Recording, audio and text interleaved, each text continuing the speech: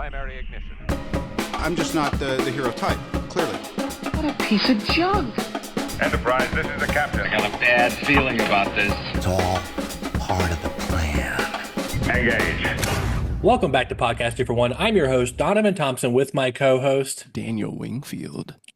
and today is episode 241 of Podcast 2 for 1, youtube.com/@2for1studios. It's the best place to consume all the content. And we have a very special guest for our 241 episode, Dr. Bruce Hutchinson. I'm super great to be here. I'm super excited that every time you have a special episode, 2 for 1, 200, 150, whatever, that you guys invite me. That's a real honor, and yeah, I always love being here. Well, we love having you, and I think our favorite stuff to do on this podcast is these script analysis breakdowns, and so it's a real treat for us, and we get to kind of flash back to a time when, like we said before, in class. And this one is super fun for me because you suggested it, which is even better. But small backstory: growing up until 2002, my favorite movie of all time, if someone asked me, was Back to the Future. 2002 hit, Spider-Man come out. My answer was Back to the Future / Spider-Man. And then probably about 5 years ago, I changed it to True Lies. And then I haven't seen Back to the Future in probably 9 years, at least 9 or 10 years. I saw it in theaters in Conway, like literally 10 years ago. And after watching it last night, it's safe to say my favorite movie of all time is Back to the Future again. And so I am really excited to talk about this one, at least just in some of the, I'm curious if we can find things that just aren't working or whatever, but I'm also really excited to celebrate it and the things that are working in it. Yeah, so I'm super excited. And for one last time, we are sponsored by Kapow Comics, located at 4047 East Kill Avenue in Sherwood, Arkansas. Though they have combos, collectibles, graphic novels, and of course, special guest appearances throughout the year. Kapow. Almost fumbled at the 1 yard line there. Almost. It was in there. I was just saving it. Yeah. It was Kapow. Never got any money from them. Not even sure they know we're sponsored by them. And I told them like 4 years ago. Sounds they good said, yeah, on the rigmarole in the podcast. Yeah, I gave them a lot of cool merchandise, and they were like, "Yeah, we'll talk about it." Well, anyway, that was 4 years ago, and here we are. Let's do Back to the Future. All the secrets are airing out in this last episode, Daniel. That's right. The dirty laundry. Dirty laundry. Anyway, let's talk Back to the Future. I want to hear your guys' kind of relationship with it, and just whether you enjoy it or not. If you don't, get off the podcast. But I like to hear it. So Daniel or Bruce, you go first. Bruce.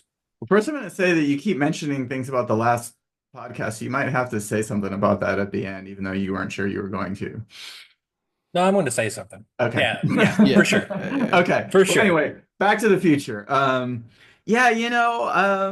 Geez, I'm old enough to have seen Back to the Future in the movie theater when it came out. Wow. And it's also pretty cool. It's this July will be the 40th anniversary, so we are in the 40th anniversary year for Back to the Future. Yep. So pretty good timing on our part. I didn't even think about that, but of course I knew it came out in '85. But I was like, oh, it's 2025. We're right on the 40th anniversary. I think when I saw it in the theaters, I really enjoyed it, but also it was kind of similar to other 80s movies, so I don't know that it felt as special in the 80s as it has come to feel now. I recently rewatched Ferris Bueller's Day Off, and I feel like there's a lot of similarities between the two, even though they're completely different. Their heroes kind of feel very similar in their, almost perfect teenager, persona. Flat arc characters. They don't really grow or anything. They just influence the world around them. But I think what started happening with Back to the Future as we progressed into the 90s and into the 2000s is a lot of people, especially screenwriting experts and screenwriting gurus, started using Back to the Future as an example of kind of not just screenplay structure, but just like how to think about writing a screenplay, because it's so carefully constructed. And we could just do a whole podcast where we just focus on all the setups and payoffs, and then the number of little teeny setups, whether it's, where the mall was, and the name of that place then becomes the mall, whether it's the Calvin Klein stuff, whether it's the various things with the aliens, and then the dad writing the book. I mean, there's just, you probably know them better than I do in terms of just all these little, you set some teeny little thing up, and then it gets referenced again later on, and whether it's just a little moment or whether it's more integral to the plot, it's just so intricately put together in a way that we don't really see movies, structured and created anymore.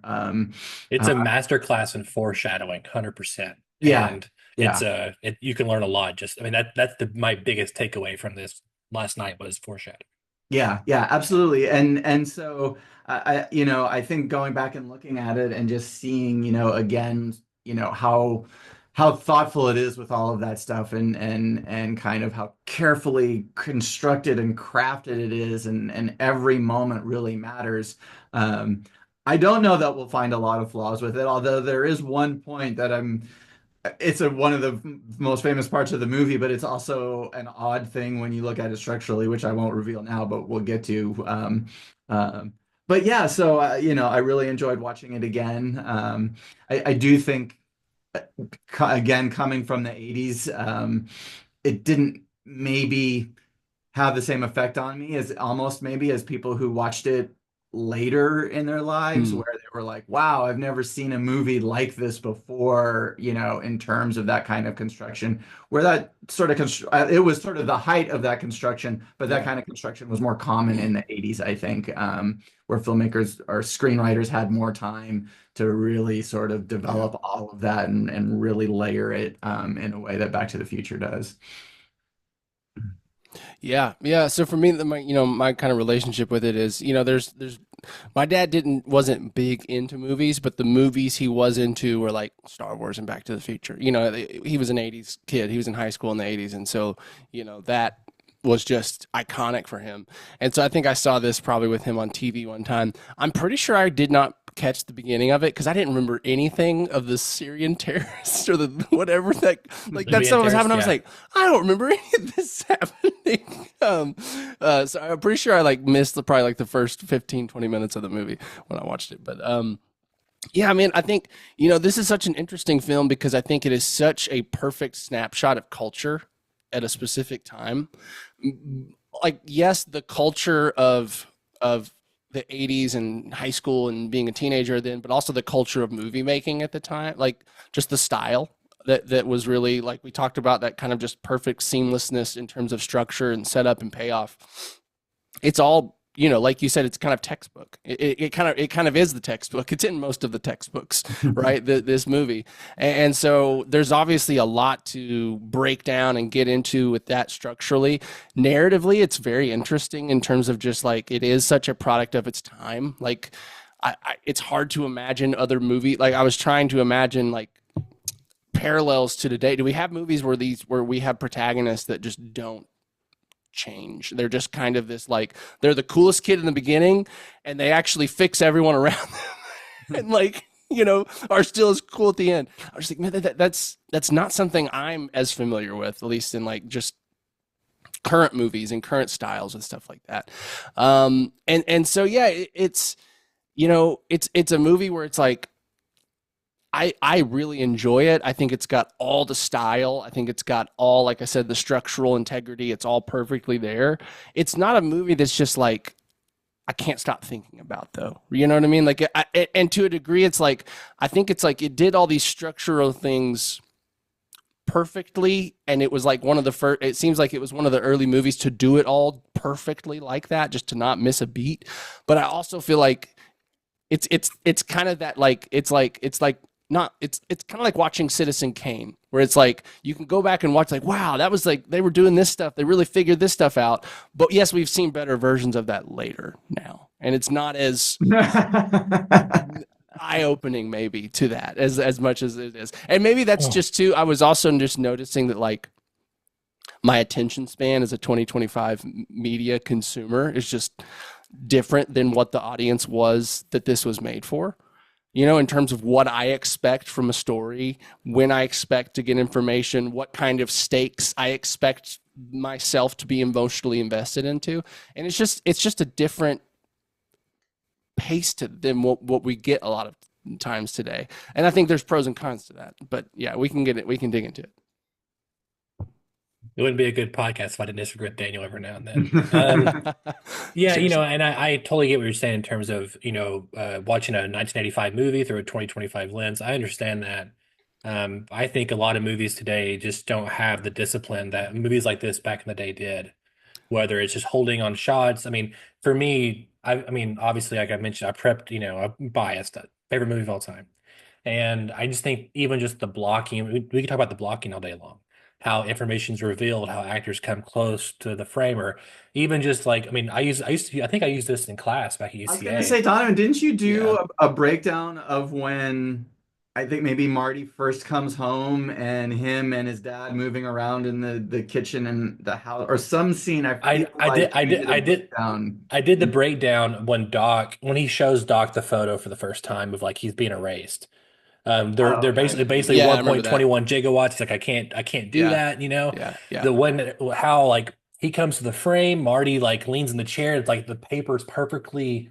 I mean, it's like not touching Marty in terms of like the depth and how they move to the lamp. I mean, I think it's beautiful, and like the way they just hold the camera without having to cut a lot of the times. And I just think it's an art that we're missing desperately. You know, it would be interesting to see if that movie was made today in terms of the style, and if people would, you know, this feels weird or this is too slow or whatever.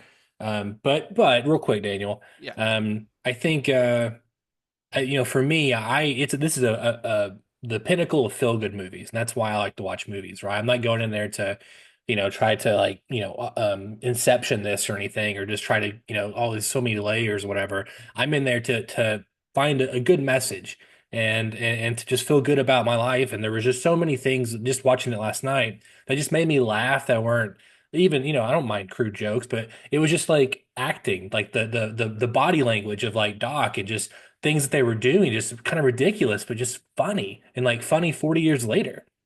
I was cracking up about like his facial expressions and everything else.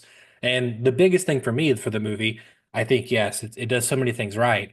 But for me, and more of a personal thing, is like if you put your mind to it, you can accomplish anything. That's been like my mantra, like my whole life because of this movie. I haven't always followed it, but it's always been in the back of my head every day, you know, and like that I think is great. And so there is something interesting I want to talk about the end that I think is debatable on whether if we could change the end, how it would affect Marty and like his arc when he comes back. But I love the movie, and I'm excited to kind of dive more into some of the things that's done on a script level. You gonna say something, Daniel? Yeah, I just wanted to respond to, you know, you're saying we don't see this anymore. I mean, I guess I feel like I do see storytelling with this much care, not in pop culture teenage movies. No, not movies made for teenagers and younger.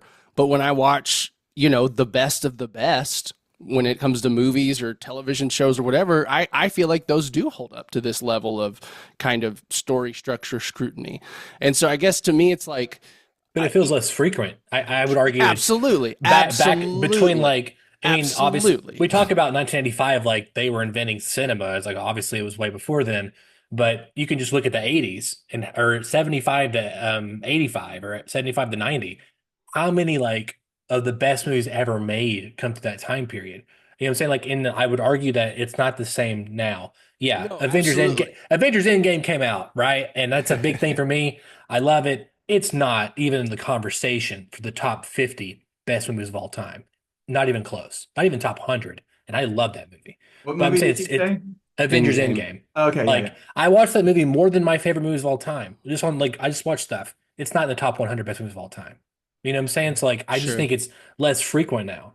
And I would argue that the care I disagree. I mean, you have your outliers. When I watch shows like Chernobyl, I feel like that has the same level of care and intention and thought and structure into it. When I watch shows like parts of Severance, when I watch a TV show, but how many Arrival, Chernobyls? when I watch I But agree. I'm Danny's not an saying they exception. don't exist. I'm just saying they do. They still exist. They're just less frequent, and I'm agreeing with. I'm not disagreeing with that. Okay. I'm just saying it's not like when I watched 80, 19, I watched this movie and I think, oh, they're not doing this at all anymore. There wasn't. I didn't really have moments like that.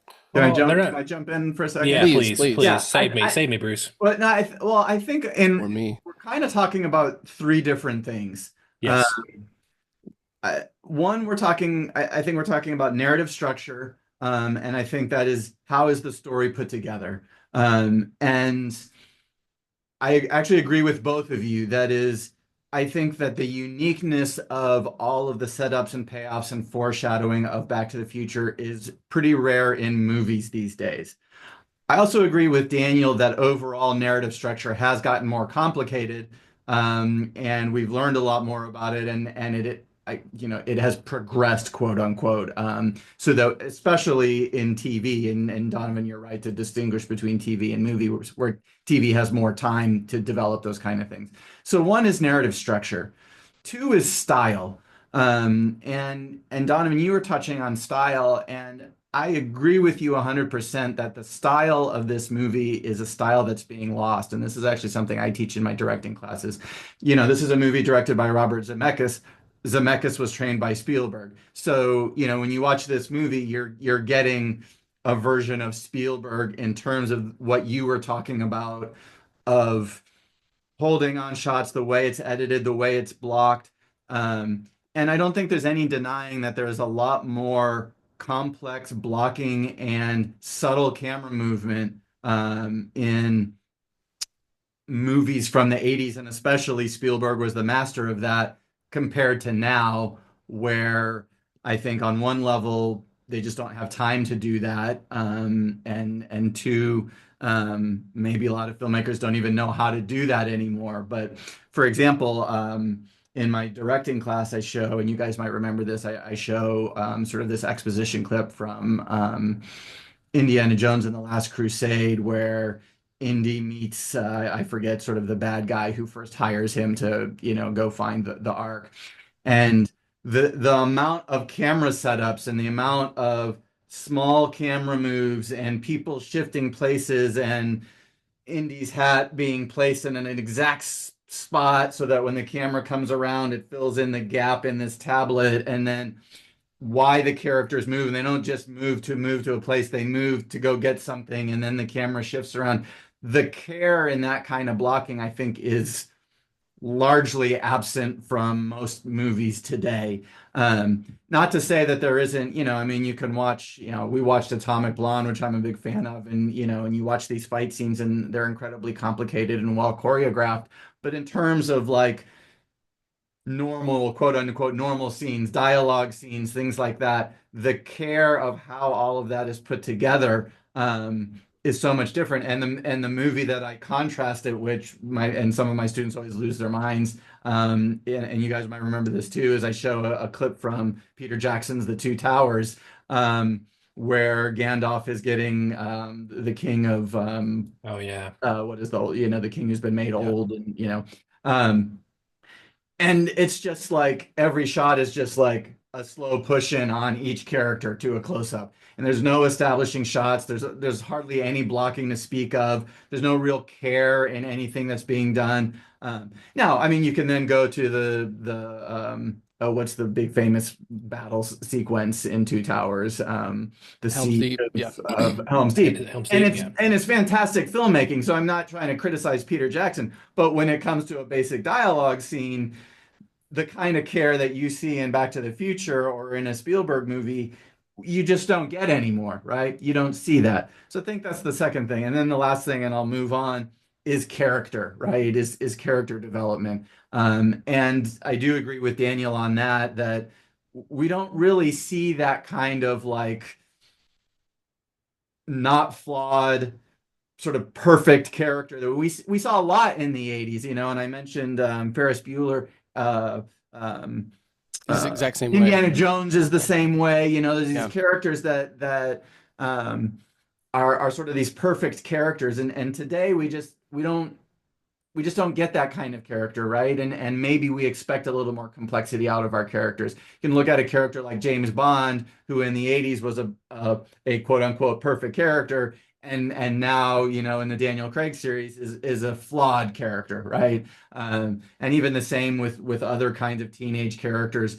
There is an internal conflict. There's an internal goal. There's something else about themselves that they're generally working on that we don't see in those 80s movies. So I mean, there's good changes and there's bad changes, you know, and there's things that I think we now expect from things that we don't get from the 80s. At the same time, I think there's a certain care that we can see in the way certain scenes are constructed and put together that we had in the 80s that we don't have now, that I'd kind of love to see more of, you know. So I think, you know, I think there's good and bad, you know. Well, I want to clarify.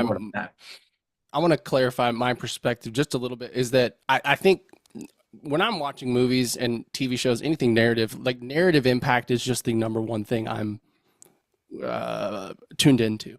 Right. Like that's just. And I think that's true for most people. Yeah. And I think, you know, I think it's like, it's a thing where it's like, when I'm saying, I don't feel like it surprised me. I'm more talking about on that narrative level of like, did I come away emotionally satisfied with the story it told me? Am I, you know, did it leave an impression? Am I, you know, those kinds of things that to me, this movie feels like I've seen better in that department. Stylistically, absolutely. I mean, you're absolutely, I'm not arguing at all that we don't see this kind of filmmaking anymore, or this kind of attention put into what some would consider mundane scenes, or, you know, that kind of care and craft for filmmaking. Absolutely. That is, yes. I don't know how you could watch this and not see that.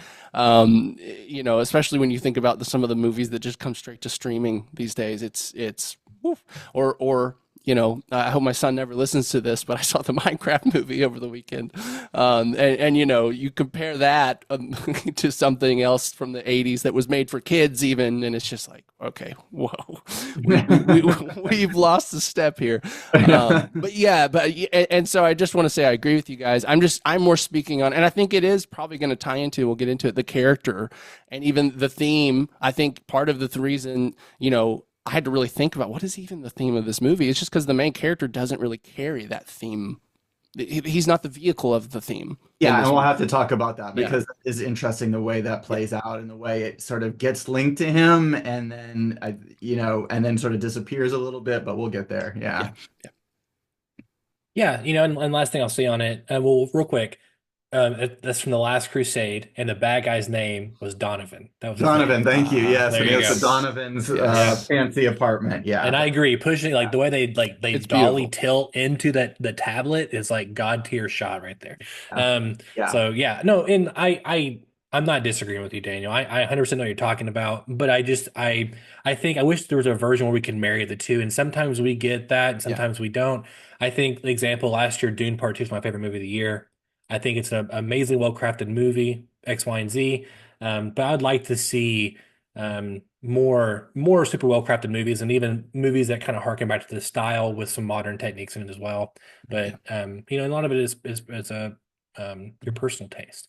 So maybe all of it is. I don't know. Before we move forward and start into the movie, I also have to do a callback, and I believe it was the three of us saw the DeLorean at South by Southwest together. Oh yeah. Yes. So we also cool. have a wonderful personal connection.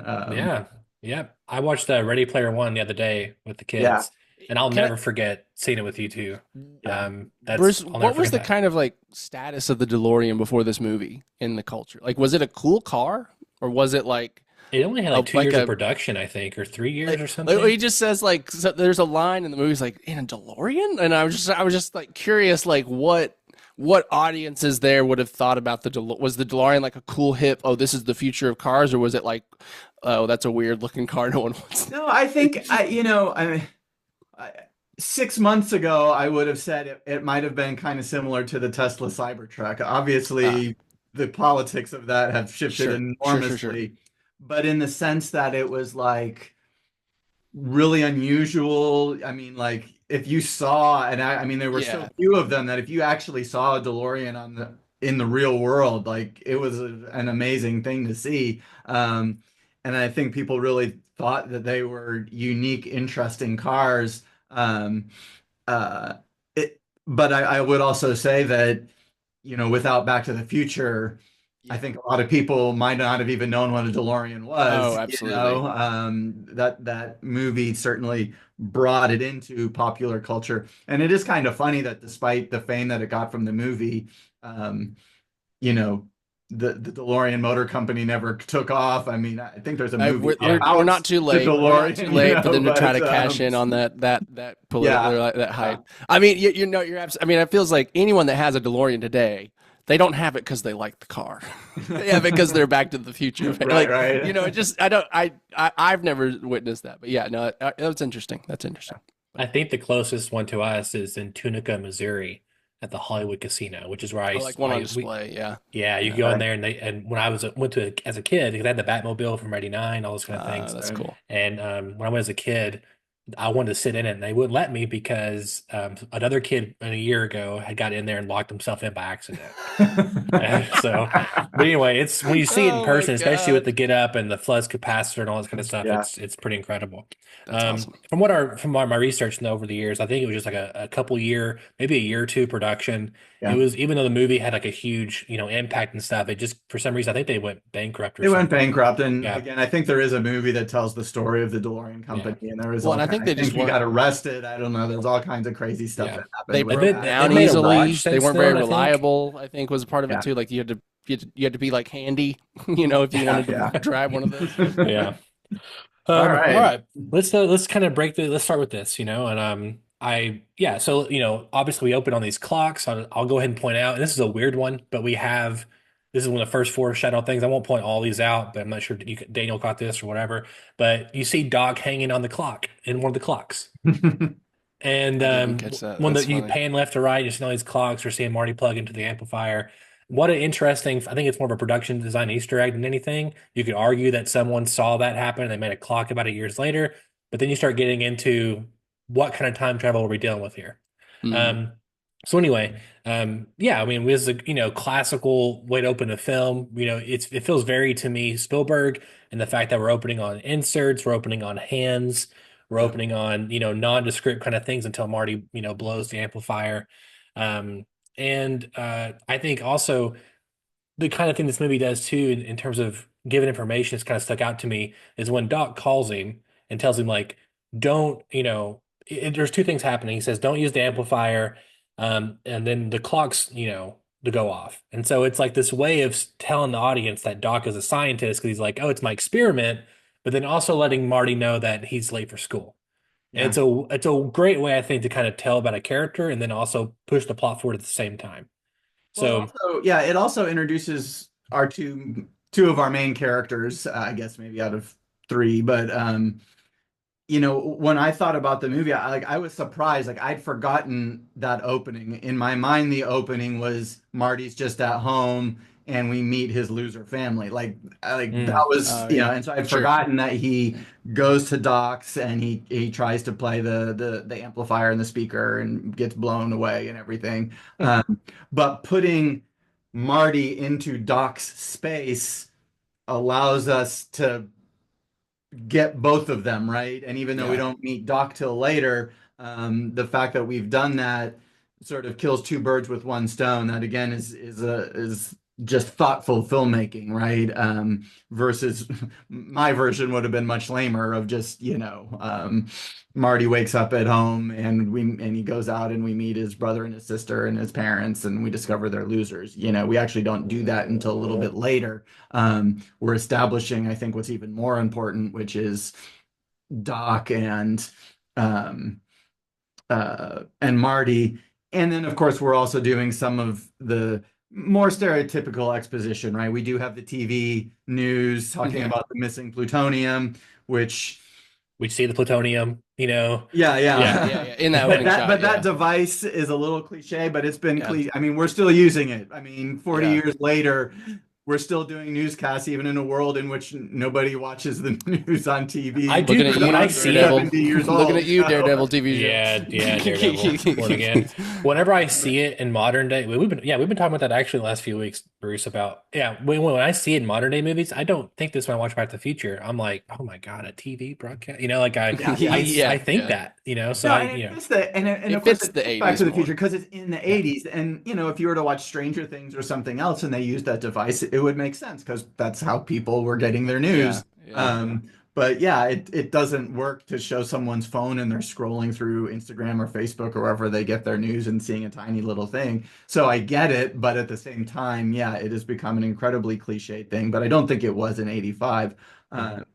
And then we get that call, right? And you mentioned the call, and he learns he's late from school. But also, Doc is like, "Meet me at 1:15 a.m. at the Twin Pines Mall," right? And so, just 5 minutes in, we already have a question, right? And this actually came up in my screenwriting class yesterday, is like the use of questions to propel people through a story. Like, why does Doc want to meet him in the middle of the night? Like, what is going on with this, right? And even though we won't get the answer for another 15 or 20 minutes, it's a question that is in the back of our head. What is it that this guy is up to that Marty's got to go in the middle of the night to find out about?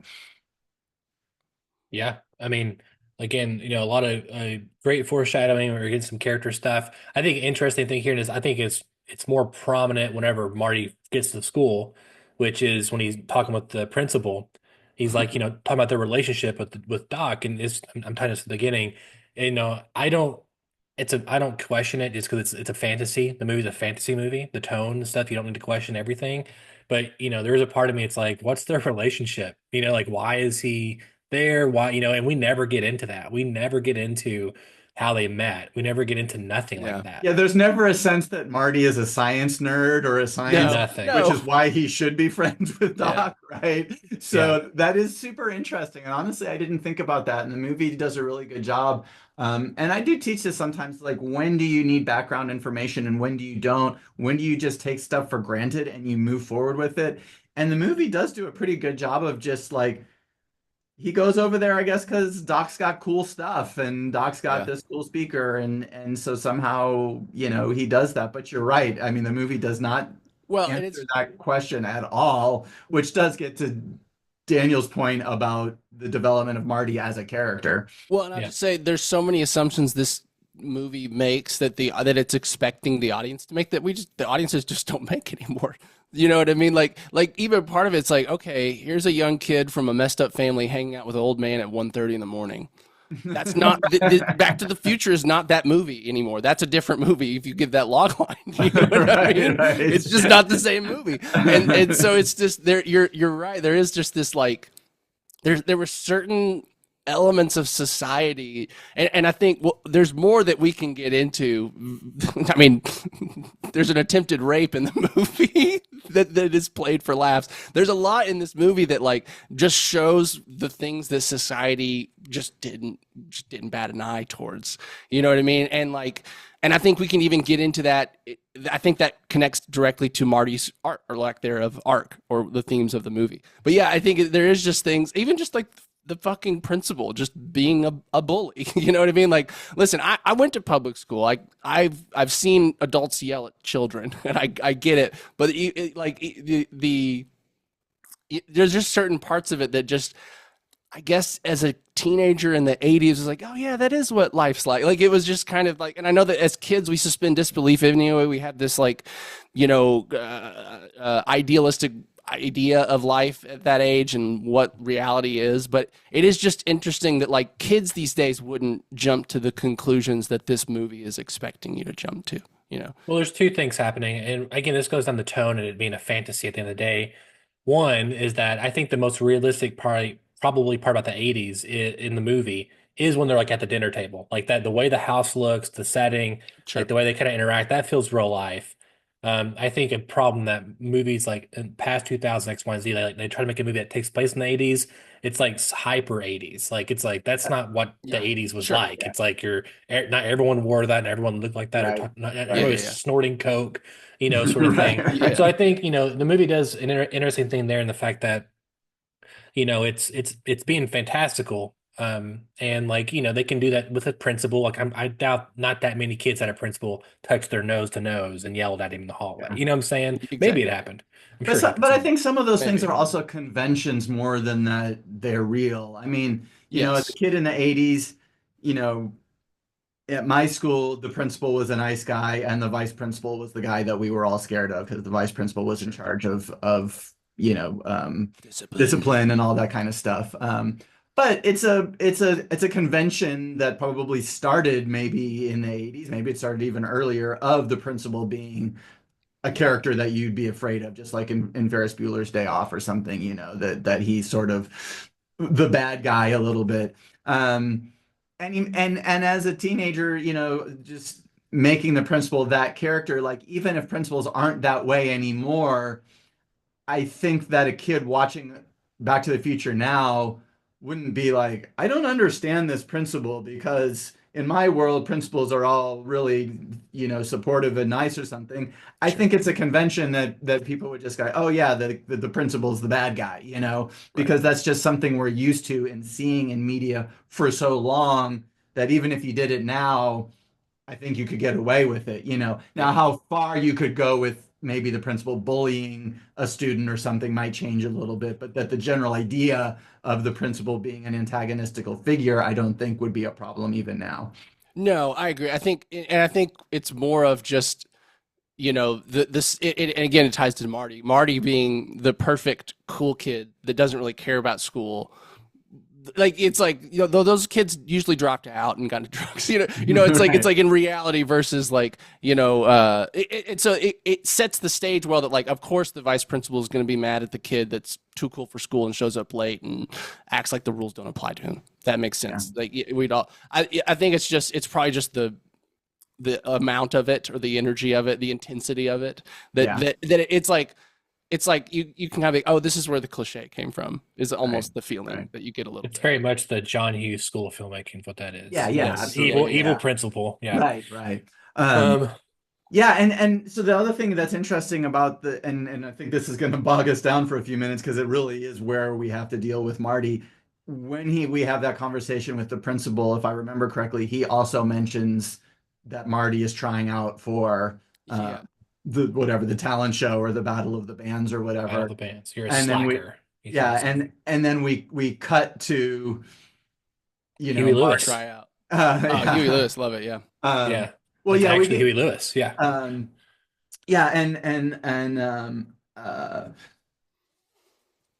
I guess we don't meet the family till after the Battle of the Bands, but yeah, so because he's at But school. we get the setup because he's like, you're a loser just like your dad was. Like your dad. The Right, dad you're right. being a loser Yeah. gets set up in the conversation with Yeah, the, and so so he has the Battle of the Bands.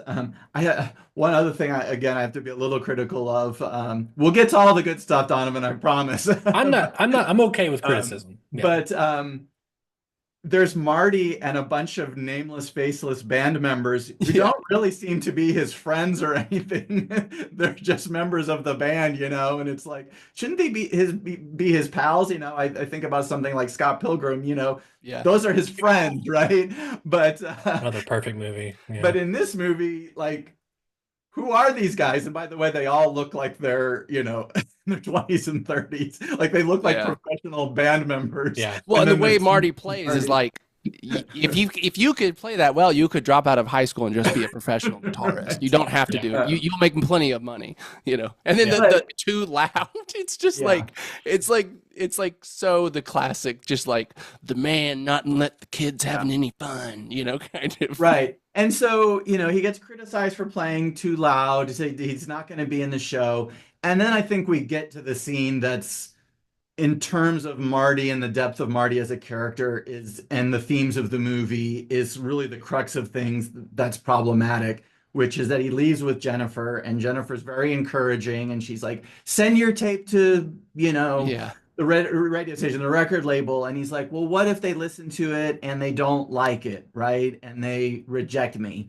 And there we are setting up what should be this strong internal conflict, the internal goal for Marty, which is sort of this lack of self-belief.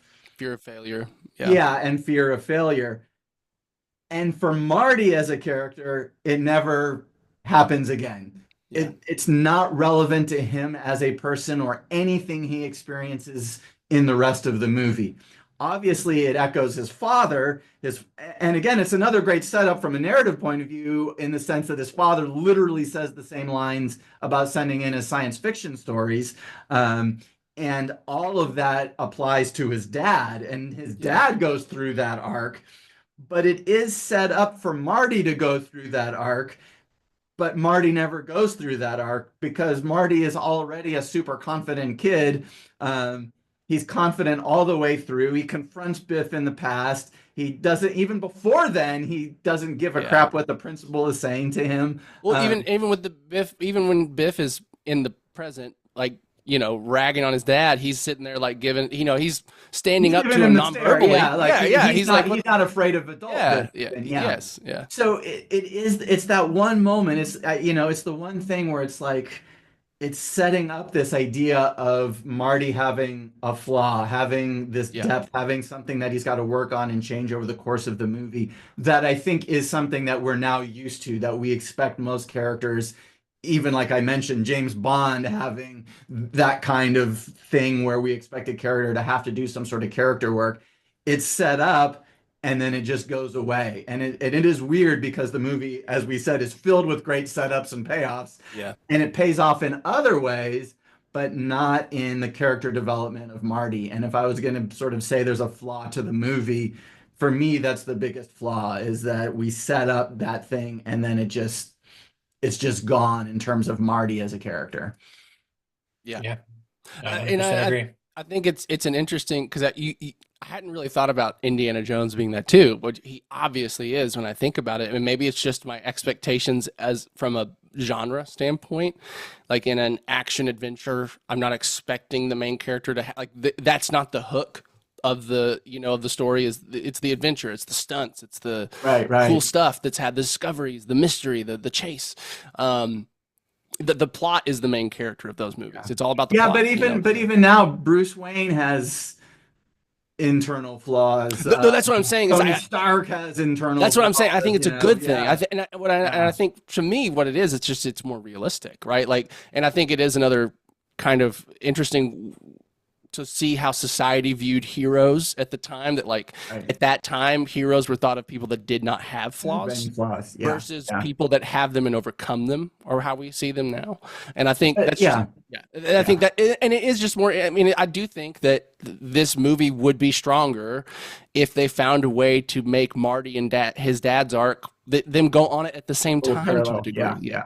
Now, to be fair, the dad does go on the arc. So it's not like there is no character who goes through an arc, who goes through a transition and change, and it is his dad more than him that does it. And he is the instigator of that change in his father. So I do think that works. So don't get me wrong. I think that works and it is successful. It is just a little weird that I get why they set it up for Marty, in the sense that they could parallel it to the dad. And maybe there's a sense that Marty is in danger of becoming his dad, but it's not quite strong enough. I almost wish they just hadn't done it, and it just had Marty influence. Not even set it up. Had that line from Marty about what if they reject me. Because I do think the arc is there for his dad, and I think it works well. And we get that, that need that we have in movies to have a character go through that. We do get it. It's just that we get a false start. We sort of apply it to Marty, and then it doesn't go anywhere with Marty. Instead, it's all with his dad. Yeah. And it makes sense that this, again, for this, I mean, the target audience is teenagers with this movie, has to be, right? Like, or youth, young adults. Sure. It also just makes sense. It just aligns with probably a lot of the thinking. Oh, I'm cool and my parents are so lame. I wish I could just make my parents not lame anymore. Wouldn't that be great? There's just you can see that kind of mirrored in kind of the logic of why does this character work, or why are audiences drawn or interested in this character? Yeah. Really quick sidebar. I've been revisiting the Batman movies, the '90s ones, because well, I was watching them, and then I at the same time I was watching Batman Forever. The news of Val Kilmer passing away broke literally as I was That's watching it. wild. And yeah, and I'm a huge Batman Forever fan. And so you can see that kind of change in culture too. Like I've always thought this, but '89 and Batman Returns, Bruce doesn't really have any internal conflict. Not really.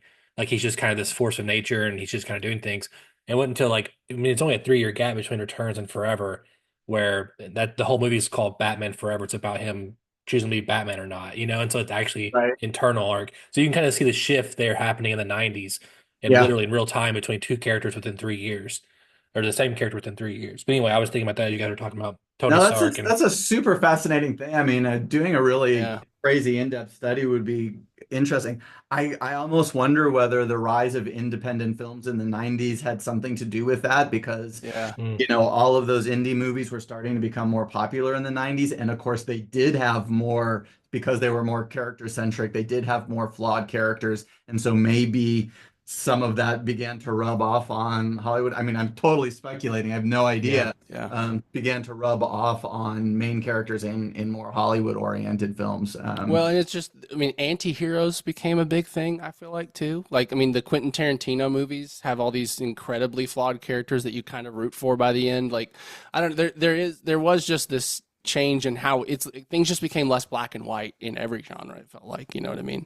Well, that's complicated actually, though, because you can go back to like the 40s and Fringe film Connection. are Sure. yeah, and you can see characters who are pretty flawed, and even you go to the 70s, which again was another Yeah. period where independent film and mainstream film were kind of, the line was blurring, and you can look at movies like Taxi Driver Yeah. and Mean Streets. Scorsese's movies had these anti-heroes and very flawed characters. But you're right, there was a certain kind of obviously mainstream Hollywood movie. Especially again, you go with the rise of Star Wars, but you can even go back to the other kinds of 40s movies,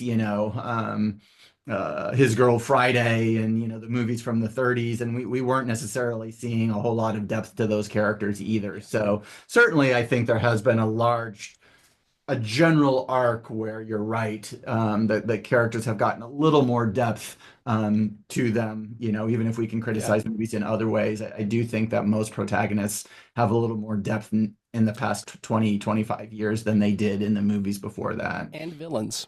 I mean, we're in the day of the sympathetic villain is the hot thing. And I think that would be a really interesting study to track the changes of how heroes and villains were portrayed in Hollywood films. That would be. And I do want to, and I want to make clear, assignment. I think we are talking about mainstream Hollywood movies. Yeah, absolutely. We're not talking indie movies, Blockbusters, movies, art cinema. All that is a different ballgame. Yeah. Yeah. No, that's a great homework assignment. I'd love to tell.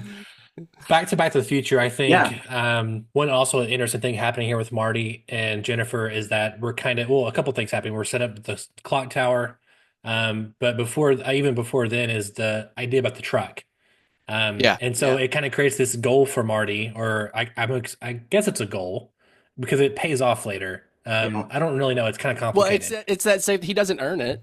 He doesn't have, and honestly, when it happens, it's such like he just get in the truck. Like it was like this like surprise. I didn't remember that part. So it's just like, and now he's got his truck he wants. Like it is kind of this like, just like the perfect bow on the ending for the perfect character. Like, the ending would have worked without the truck, but then he gets everything, when we get there, I do want to talk about, Crispin Glover and his opinion on it and some things like that, because he's had for like 40 years, he's had strong opinions about the ending, and which I think ties into some of the themes and like maybe some of the faults of the movie. But a big one here that is really important is Save the Clock Tower, because the flyer he puts it in his pocket. It's a great way to, I mean, it's just this thing that happens that you don't think much about, and then it's super important. In a few minutes later, right. I think that's kind of all the major things happening in this scene, right? And then we're finally, as you said earlier, we get to meet the family for the first time. We're kind of seeing that dynamic. And I think at that point, we're about 17 minutes in. We're meeting Biff. The car's wrecked, which pays off immediately. Him wanting to take Jennifer. Well, if you're thinking about it, his flaw is his family. Marty's flaw is that he has a lame family, because them being lame causes all of his problems. Oh, your dad let the idiot borrow the car, and he's not. Now I can't do what I want. because Yeah. my dad's lame. You know what I mean? So Right. it is interesting. It does raise another question too, which is how did Marty turn out the way he turned out? That's the thing is like, Sure. that's the most unrealistic part is that in this family of losers, the coolest kid in school would somehow merge. You know what I mean? Right. Yeah. But in a way it works too, because I think it shows that the potential for them to be a much more put together family is there, right? It's sort of lying dormant in all of them.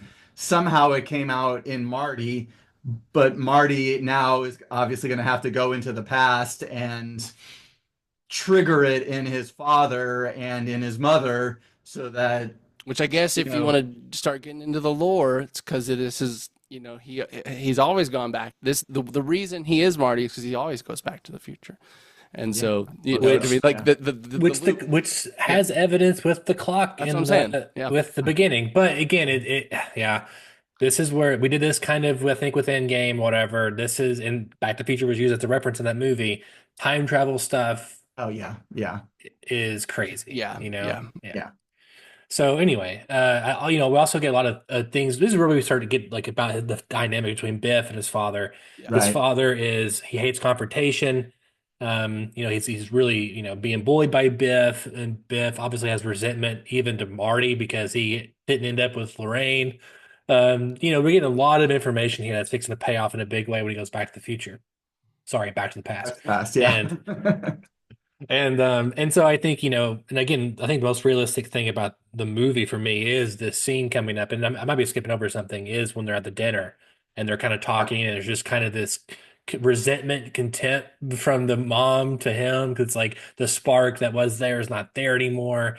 The kids are, kind of just nothing special, but it feels very real. It feels like kind of just this dynamic. The dad's not paying attention, all these kind of things. Well, and he's watching TV. He's watching the same TV show. Obviously, you didn't know the payoff that Marty ends up watching with his mom's family. Jailbird Joey's a great payoff. It's kind of like this, which is, it adds nothing to the plot, but it's just I think that kind of stuff is fun those are for the little audience. details, I think, that are part of what we talk about when we say that the care that this movie took that maybe is missing a little bit from there. So many little, just wonderful connections and payoffs. Jailbird Joey's a great example of that. And we did get, whenever Jennifer and Marty were, maybe I will do this whole movie, when they were sitting there talking about the truck, whatever, Mayor Goldie Wilson, the van drives by, she says the name when she hands the flyer to him, just kind of prepping you in different ways for that interaction, which has nothing, it does not make a difference plot wise. Yeah, but I did wonder. It did feel kind of like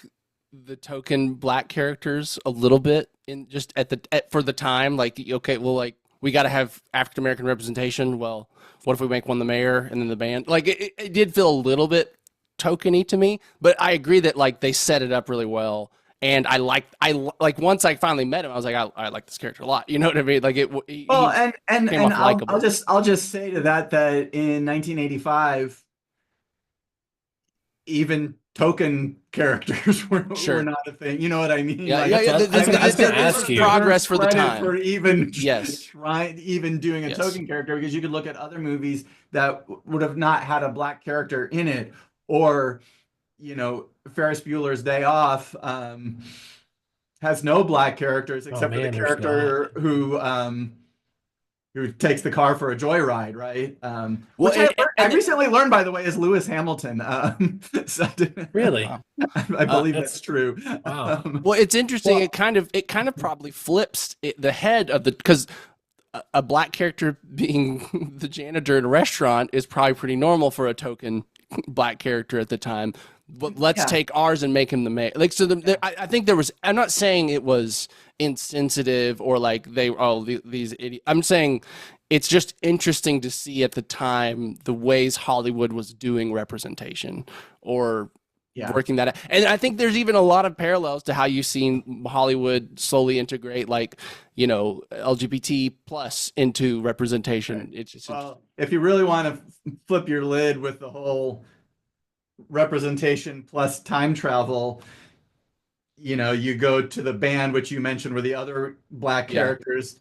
and Chuck Berry, and the whole revolution of black music, the blues and how much black Jazz, musicians yeah. created rock and roll. And now it's like, did Marty create rock and roll? Yeah. But of course, man. Marty had listened to Chuck funny. Berry, and Marty knew that history. But then, Yeah, that's so funny. yeah, just in terms of blowing your mind of the time. But they also thing, make they make that band like one of the coolest people in the movie because when they save Yes. Marty from the trunk, like there's like those guys obviously make a racial slur and they come out and they're just kind of like doing their thing. They're really chill and cool. They're like, get out, get out of here, and it scares those guys off. And I think, it's another thing they're kind of doing that kind of, I don't know, it feels different, I guess. No, for the I time. think they were all positioned as cool. Like they're all likable and cool, and it's not. This is not a criticism. It's just an Yeah, observation Yeah, to yeah. say Yeah, I that get you. it's interesting to go back in time and just see a little bit of what the societal tone or tolerance was for certain things. Yeah. Yeah, but and I really don't want to get into this too much, but it is interesting. We're finding these little details, which came first, chicken or the egg? Right, It's right. impossible, and like just like Scott Lang, said, and I'm gonna keep bringing up Endgame. He said, "So you're saying Back to the Future was a bunch of bullshit?" So it's Yeah, just like, right, and it is right, even yeah. just thinking about Yeah. it, and also time travel as of right now is not real, and so it's how can you Yes. figure And it's any also this one of shit the out? reasons, honestly, and I don't put this on Back to the Future because then Back to the Future does it in a very innocent, we're not worried about it kind of way. But Yeah. honestly, I don't like time travel movies. If I'm looking at new science fiction movies and some movie comes out, and the moment I see it's time travel, I just kind of skip past it because it's just Really? like, I love time travel. I I think don't one of know, my it just- yeah, I agree. Well, and I think typically it's so easy to become cliched and predictable because I feel like for one, it's been a genre, and to it's do been a whatever plot you device. want, where you don't have to actually work hard at figuring out the plot because you can kind of just do whatever you want and Yeah, sure. You don't have plan to it worry through the about time logic. travel. But Oh, well, there- this happened because of time travel, and it's There just are like, movies like that independent movie that Donovan, you and I watched. Primer. That's probably my Yeah. favorite time oh travel yeah, movie. it's not to say there aren't good, Primer, Yeah. and the hell that movie was made for $7,000 or $10,000. So, Yeah. And it did the concept better than I think a lot of giant budget time travel movies Sure. because it knew how to kind of position that plot device. yeah, Anyway, yeah. yeah, No, I agree. tangent. I don't like bad time travel movies, but when they're really good, I like them. Right. Yeah, I agree. Like Tenet. I'm Um, kidding. Okay. God, that is time travel. Yeah. All right, so we start getting into the meat of things because after dinner, Yep. Marty goes to bed and he sets his alarm, and of course it's kind of funny that we get the sense that we don't know if his alarm is set, but it seems like he is going to sleep through things if Doc hadn't called and woke him up and he's like, "Hey Marty, did you fall asleep?" And he's like, "Oh no, I'm on my way," right? How would you which guys... really doesn't add to anything, right? I mean, like he's always. Well, I guess it's probably a pun. He's always late for everything, right? It's like I think that's the part inside of it. baseball. Yeah. Yeah. I guess that's what it is. What do you guys A peg meta as pun. the inciting incident? Is it just meeting Doc at night and just everything that unfurls? I think it's probably going back to the past. I think it's like Okay, I mean, yeah, getting I in the guess- I mean, DeLorean and yeah, it's just the probably actual For going Marty, back, I yeah. would put that as the Act One climax. Yeah, For me, the that's the because it happens like incident- almost 40 minutes when it happens. Yeah. the 30 minutes. I guess Yeah, you're right. for me, the inciting incident is Marty discovering time travel, and it really is sort of a Okay, series sure. of small things, right? Yeah. He gets there. Doc puts Einstein in the car disappears, and that's like part one of the inciting incident. Yeah. And Marty's like, what happened to the car? And then the car comes back, and it's like, holy cow, the car came back. And then that's like part two of the inciting incident. Yeah. And then I think the key is like Marty has the line. He's like, "You built a time machine." Like to me, that is the inciting incident, right? It's like there is a time machine, and now Marty's life has changed, right? That's where the status quo of our character changes, is when he discovers that there is a time machine. Now, of course, the fact that he gets forced into the time machine by the terrorists and travels back in time obviously is also a break to his status quo. But either way, his life has changed forever the moment he discovers that Doc has created time travel. So I would say that for me, that's the inciting incident. Yeah, I like that. I agree with that. I was just having trouble because I was like, well, is it when he comes to meet Doc? But then that gets set up in the beginning of the movie when he gets a phone call. You could almost say that there's a setup of the inciting incident, which is Doc calling him at minute 5. You could almost call that a setup, because it's like, okay, that is setting up what's going to happen, and then he shows up, and then he discovers that time travel is real, and that Doc has invented it, and then that's the payoff of that phone call. Yep, I like it. Yeah, I mean, I think, I won't go through all of them, but there's a lot of information we get here. The 88 miles per hour, 1.21 gigawatts. We're getting things that are going to be really important plot. Past, present, whatever, like the explanation of the controls. Even I don't understand why there's a present. I don't know why that helps you. If you know where you're going, where you're from, and where you go. Yeah, that only makes sense if you're like time traveling twice. Yeah, like in the same like instance or something. But again, it starts getting. It's one of those things that's like you're like, oh yeah, of course we would think that, and then once you starting to snuff out the science of it, it falls apart. But as Joe Blue says, the jury's still out on science. The jury's still out. But I think it kind of watching it in the 90s, I didn't care about it. Of course, there's things sticking out to me now, but I'm like, oh yeah, the Libyan terrorists. It's like they have a bazooka in this van, and they're just blowing things up in this mall. Like, it's kind of crazy, Like, well, it's just something that like literally. You would like after 9/11, that just would you'd never get a plot like that ever again. Like, it does feel like this is what I think a terrorist is, and this direct lurking among us, and in the in the 80s, whatever. Why do you say we wouldn't get that after 9/11? Because I feel like even after 9/11, Middle Eastern terrorists became our main enemy for the next 10 years. The ridiculousness. Played in that tone. That just kind of, they're here for laughs. They're just silly people yelling things with turbans. I mean, here's an interesting way fact. to use them. Yes, we use them all the time, but they're real villains. They're not like I mean, James Cameron was working on True Lies 2, and then 9/11 happened, and he was like, I don't think terrorism's funny anymore. Right. Because they're serious in True Lies, but they're also doofuses, kind of. Yes. You know. That's a good point. Where they seem like harmless almost. I mean that question Hollywood always has is who is the bad guy when the bad guy is is it a foreigner of some kind, and what country is it? Is it the Chinese? Is it the Russians? Is it the Middle East? Depends on what's happening historically. Is it? We got to use North Korea more, guys. America? We got to use North Korea more. We had this debate a few weeks ago on New Captain America. They're fighting over resources, and they're fighting Japan. They're not even fighting China or Russia. And it's just we're like, North Korea's sitting right there. Yeah. No one likes them. No one will get mad.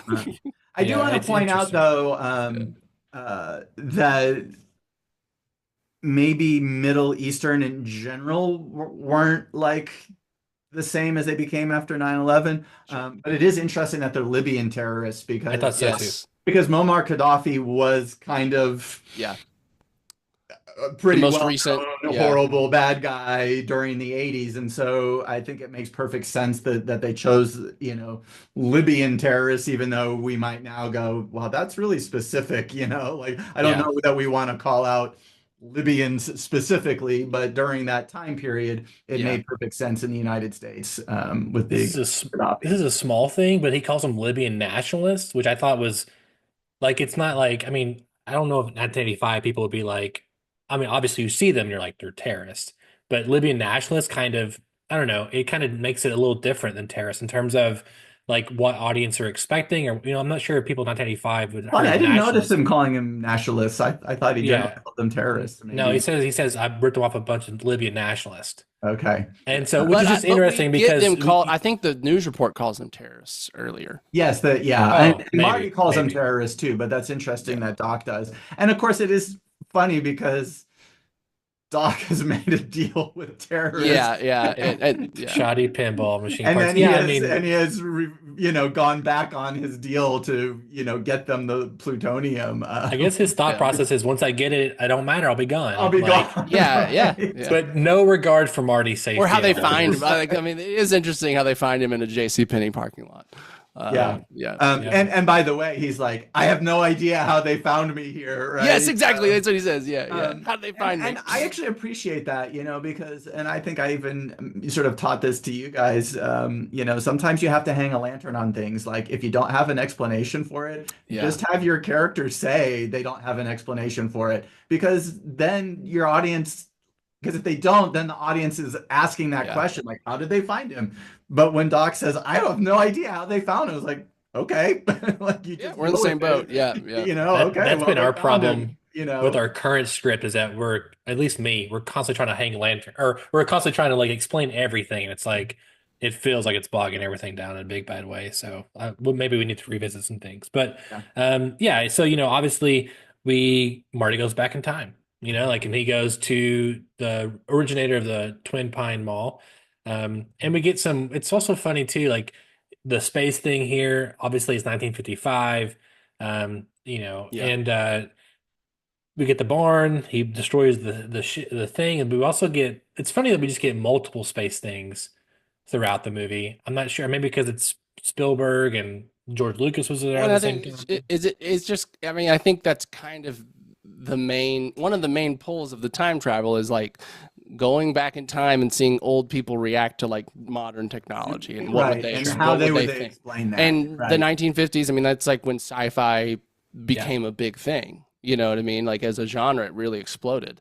And so it makes, the space race and all that stuff was happening. So it makes, it makes, 60s. And maybe if you're in 85, that feels more like known recent history. It makes, it's easier to jump. Oh, of course they would think that in 1980. But just to hit the structure stuff real quick, obviously for me Marty goes back about 31 and a half minutes into the movie.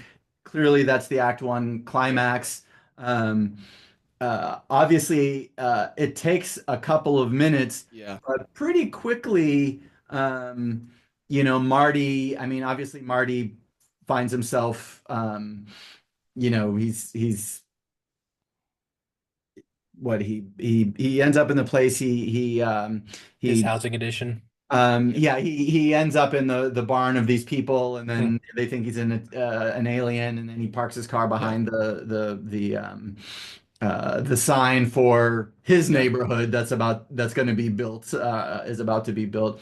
But pretty quickly he's trying to find Doc, right? And so we do get the Act 2 goal set up pretty quickly, which is Marty trying to find Doc so Doc can help him figure out how to get back home, right? And it's interesting because that goal, and this happens a lot in movies, you have a goal that gives you structure, but it's not a goal you can spend every scene on, right? I mean, he can't spend 30 minutes of the movie, or really, I guess Act 2 is probably closer to 25 minutes, but you can't have 25 minutes of scenes of him trying to find Doc and then him and Doc developing a plan.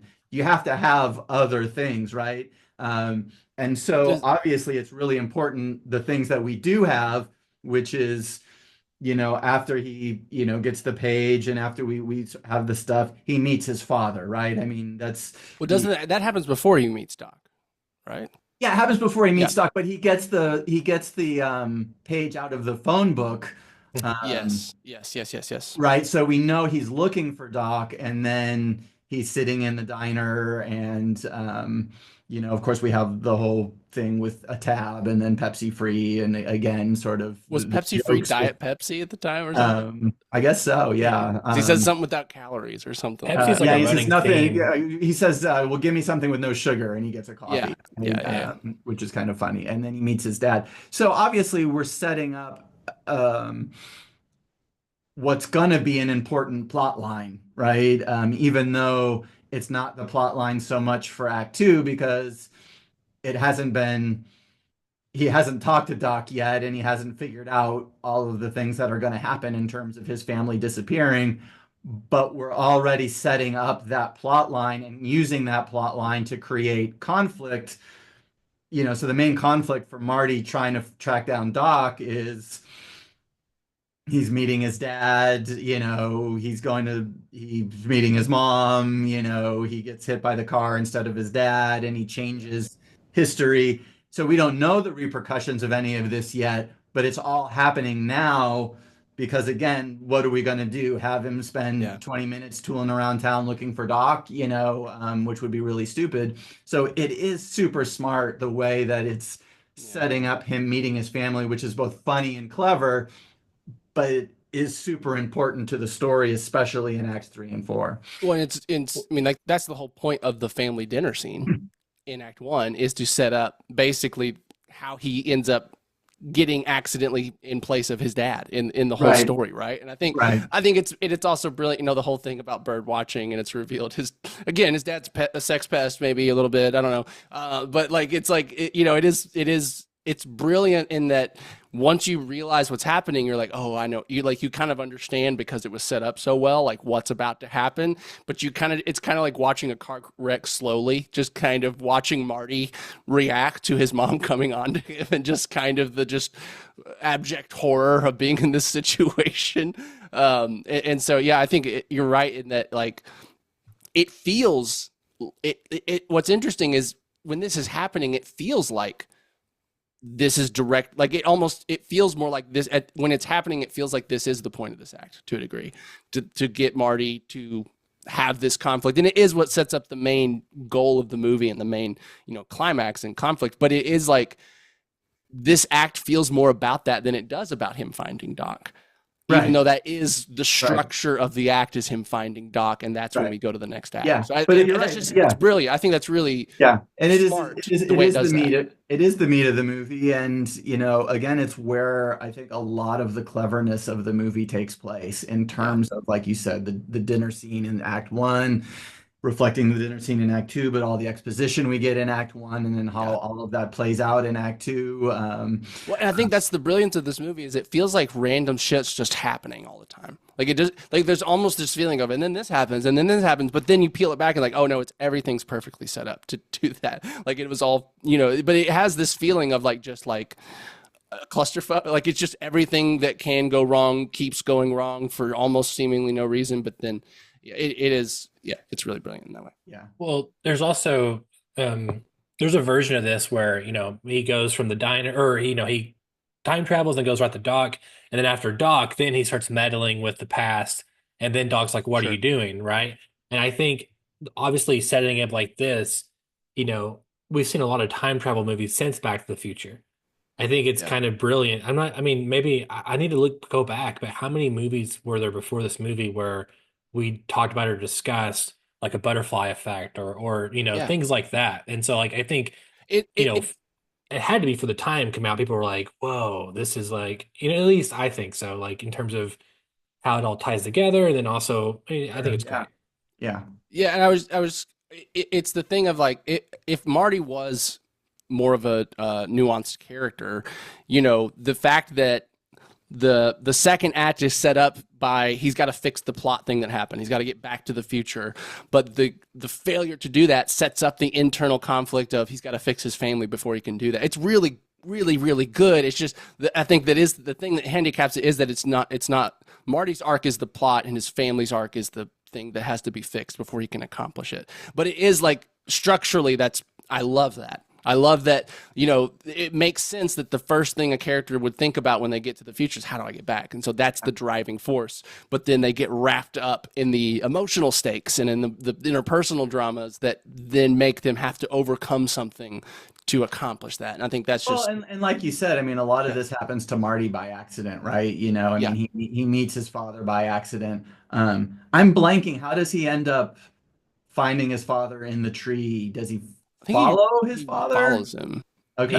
He's on the bike, and he says, "Hey," guy on the bike, and follows him. And yeah, that's right. And then he finds him up in the tree. Right. Yeah, he's a peeping Tom. Another point to Daniel's point that, of course, we would never have that as a casual occurrence in the movie. I also, and then this is a very minor plot thing, but he's spying on Lorraine, right? I thought he was spying on her mom. Or is that the house across the street? Yeah, I don't think it's Lorraine, because blocking wise, the dad is looking the opposite direction of the house. Yeah, I don't know. So is it Lorraine in the car? Looking at the tree this way, and then he's in the house, and then Marty gets hit. So it seems like the house, I guess maybe Lorraine lives in the house behind the camera. Streets, Yeah, from Yeah. the house that he's looking in. I guess that Yeah. makes sense because then when he introduces his dad and Lorraine, there's sort of never that sense of like George being embarrassed by the fact that this was the Yeah. person spying on. So yeah, I guess it makes sense that that's someone else that he's peeping on and that Lorraine's house is behind us. But the cutting doesn't ever quite make that clear, I don't think. Right. I agree. The car just comes down the middle of the street and Marty gets hit and maybe there's a shot where it's clear that it's across the street. But anyway, yeah. Yeah, all of that to me, that's some of my favorite part of the movie is that sort of first 15 minutes of Act Two and everything that's happening, and he gets, he has substituted himself for his father accidentally by saving his father. He becomes his father right in the storyline, and he gets dragged in, and he discovers how horny his mom is, and the Calvin Klein stuff and the Joey stuff, all of that stuff that's happening is just hilarious and funny. And it's kind of interesting because Act Two really is kind of split into two sequences because after that happens, the next day, or I guess finally he just gets freaked out enough, they want him to spend the night and he leaves. And then he goes and finds Doc. And then he's basically with Doc Yeah. the rest of the act, right? For all of the second act, it's all the unfolding of Doc not believing him, Yeah. and then him having to prove himself to Doc, and the flux capacitor, and showing him the car, bringing the car back, all that kind of stuff. Yeah. Yeah, like you said, it's a lot of great stuff here. We're seeing the Biff dynamic again with his dad. We're It is Claire just Goldie Wilson, all these things. The fun time travel stuff is just this is, I wonder I understood Tab and Pepsi Free and JFK reference. Obviously JFK is still RFK is around, so we get a lot of and assassination stuff, so we get a lot of JFK stuff, now, even today. But I wonder people who haven't seen this movie ever for the first time, if these things would land harder because gosh, I guess we're more now separated from yeah.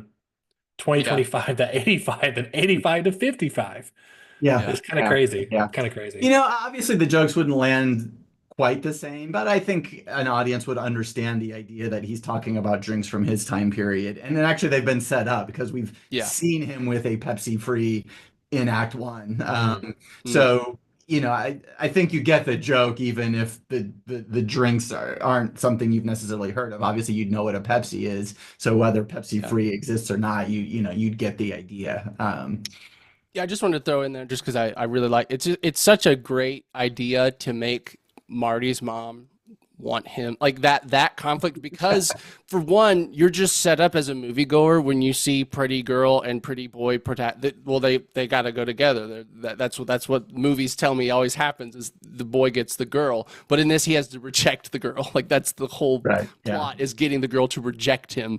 I just think that's a fun just flip on it, and it creates this kind of internal conflict as a viewer where you're like, my expectations of what a movie should be are conflicting with like the horror of the reality of what Marty's going through. It's just brilliant, I think. Yeah, it is.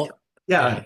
Go ahead. It's the ultimate anti-incest movie because as soon as he does something, he dies. Yeah, Right. But at the same time, it has a little edginess to that, and sort of appreciate that you have this whole thing where his mom is constantly after him and hitting on him, and it's really funny and great. Well, it's sexy. It's like sexy, and just for as the viewer, but then you're like, this can't be sexy because it's Marty. Right. You know what I mean? So it really puts you in his shoes in a way that's just brilliant, I think. I also want to mention too another joke that we didn't mention is the whole idea of Marty being mistaken for a sailor because he's the life jacket. Yeah. I'm guessing puffer jackets were an 80s. Is 80s when those became like a big thing, maybe? I guess so. I mean, I don't remember them being like especially popular, but obviously I don't think people watch that and were like, what is he wearing? Well, I mean, other than not wearing a belt, vest is still that's other than not wearing a belt or like tucking the shirt in, Marty looks like his outfit would work today. You know what I mean? Like other than the tucking of the shirt.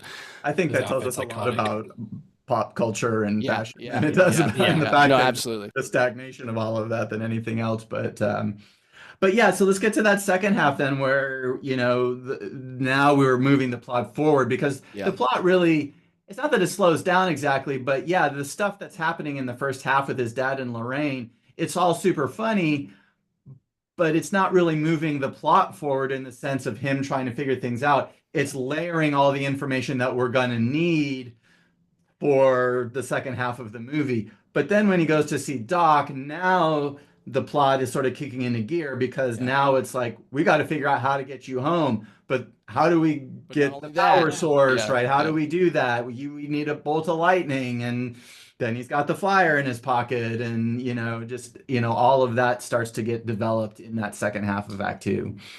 We're also seeing more of Doc, I'm saying like of kind of painting his character more. Because one, there could be an impression that, the first thing we see him is that he's invented time travel. Like, oh, he's a pretty smart guy. He's pretty, he's really about as good as it gets. But then we kind of see from the get-go, like, oh, this guy, he never invented anything that works before. He's like, I finally invented something that works. Reading machine is how we meet him, right? Yeah, he was the town fool to a degree, like the mad scientist that just was always which doing also weird. Whenever Act Two, when the second half started, I also started thinking like, what does Doc do for a living? He's been around in this like pretty nice big house, for a long time, and the Nepo principal baby. knows who he Obviously, is. Nepo baby. Yeah. Oh, maybe That's how I took it too. He must have come from a wealthy family, or maybe he did invent something that took off and made him a bunch of money, and he's been. I also like that it just made him kind of conspiracy. Like he was like, oh, from the nuclear war, from the fallout from the nuclear wars, there must be plenty of plutonium around. Yeah. Like, it made him very like that fits too. That fits really well for his like he's. Yeah, the Ronald Reagan thing. Of course, you have to get on television. Oh, because it almost becomes this prescient like social commentary for a second, where he's like, "That makes sense because they'd want someone like that looks good on TV," and you start like, "Oh shit, yeah, that is when like we started like maybe liking people that presented well more than had good ideas." We already knew that before. That we knew that from JFK debating Nixon. I was gonna say, well, that's a few years later, right? I mean, that's later. like that's 58 or something like that. So 60, because he died in 61. So another thing too, I think the movie stakes 63. Right? Sorry, I was talking about the Reagan part. I was saying when he says when he's like, oh, an actor's president? That must be because everyone watches TV. Like, I think there was just an interesting, like, oh, of course an actor would be in power because now because TV's everywhere. There's an interesting funny to see that, and then of course where we are now. But yes. Also, sidebar, we have to break down Casino Royale, and now we have to break down JFK. I need to break down both those movies at some point in my life. Especially Casino Royale. I broke down Casino Royale. I actually teach that in one of my grad classes. It's such an interesting movie, especially the last bit of it. For sure. And so, also, I want to mention, to me, at the halfway point of the movie, this is where the stakes get the biggest, right? Yeah. It's like, if you don't, going back in time is fun. You can, there's a problem getting back in time, electricity, blah, blah, blah. But now it's like, if you don't, you're going to die. Right. Like, yeah. So, I guess it's a brilliant way it's more like you have to get your parents together. You could stay there and definitely get your parents together. So I guess it's kind of two different things that could happen. You don't have to go back in time or go to the future to survive. You know what I'm saying? So right. Well, and it's you're right. That's interesting. I think we kind of mix it though. If it took him 10 years to get them back together, we know that Marty hasn't been born yet, but his brother and his sister are older than him. Well, I think he's saying like he could have gotten them back together and just stayed in the past. Exactly. It would have in theory, everything would have been okay.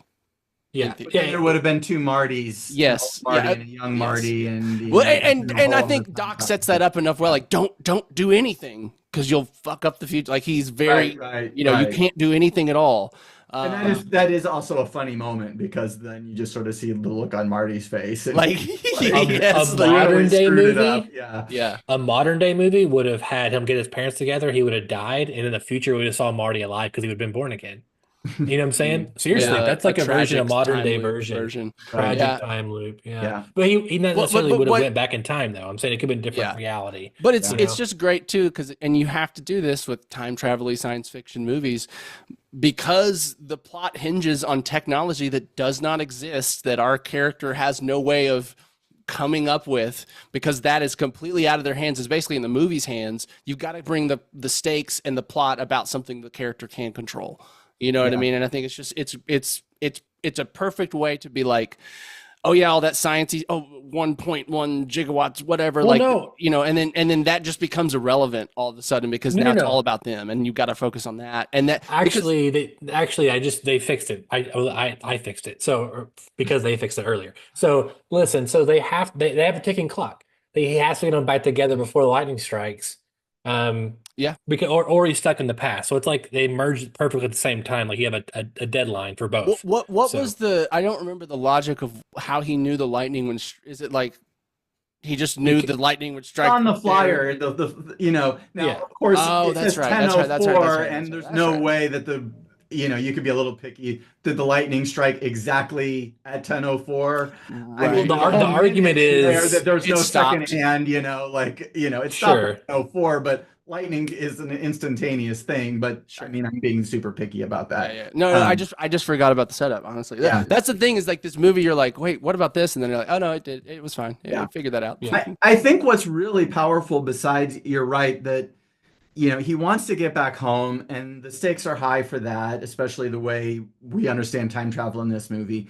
He also has to get his parents back together, and you're right. If he wants to go home, he's got to get his parents back together before he goes home, right? And this is the only chance he has to go home. Well, there's two deadlines. Yeah, go ahead. Yeah, Sorry. the other really interesting thing about it, which I don't know that I've seen in a movie, is that Act 2 climax is actually setting up the goals of the next two acts. And that's really interesting because Doc comes up with a plan for, I'm gonna, he even makes the little model and everything. He's like, I'm gonna wire the church and we're gonna put the hook on the car, and this is how you're going to get home, right? And we see the picture and his brother is disappearing, and it's like, you have to get your parents back together, right? So Marty getting his parents back together, but so that moment when his brother's disappearing for me is the Act 2 climax, right? And you sort of said it was the midpoint of the movie. It's the Act 2 climax. The Act 3 goal is largely is Marty getting his parents back together. Now we occasionally cut to Doc once or twice, just showing him doing the prep work, for getting the wire ready and all of that. But the Act 3 goal is Marty getting his parents together. That becomes the climax of Act 3, and then Act 4 is him getting to the town square and doing all the stuff that he needs to, and Doc fixing the wire and all of that. And then that's the Act 4 goal, is him getting home on time. So it's really interesting that both goals are established at the end of Act 2, and then one primarily plays out in Act 3, and then the other one plays out in Act 4. And it's super well done. I mean, it's so well executed the way that that's sort of set up.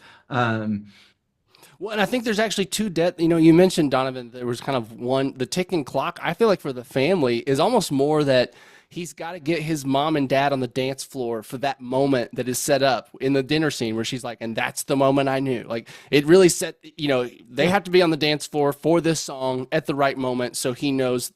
No, you're right. Together, that's certainly the way the movie sets it up. Now, is Donavon right that if that hadn't worked out, he could still sort of hook them up together? Sure. But the movie logic, and I think we're 100% on board with it, is that you're right, is that the kiss has to happen during the dance for that to be the key moment where she's going to fall for him and everything's going to be fine for their family moving forward, right? And is going to guarantee that they don't just drift apart the next day or something like that, right? So you're right. There is that, and then there is the lightning strike. Absolutely. Yeah.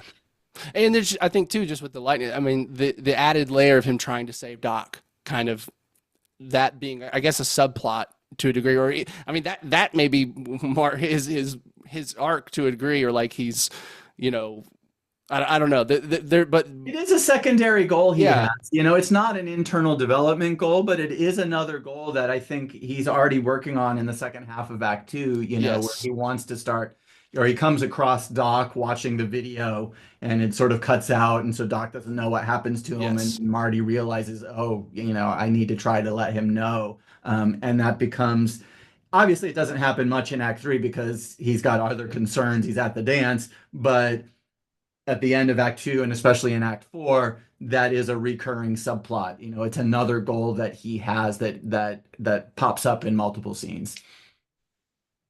And is a bit counterintuitive to the rest of the plot, right? I mean, like literally, it's like you can't change the past, but then right before he leaves, he wants to change the future real quick. You know, like it is interesting, and maybe it works because Marty doesn't have an arc. If somehow Marty's arc was tied intrinsically to like giving up control or something, like not trying to force your perfect future, and then he did this last second just to, you know, fix one little thing that he wanted to fix, it would kind of undercut it. But because that wasn't the point, that wasn't Marty's arc, you know,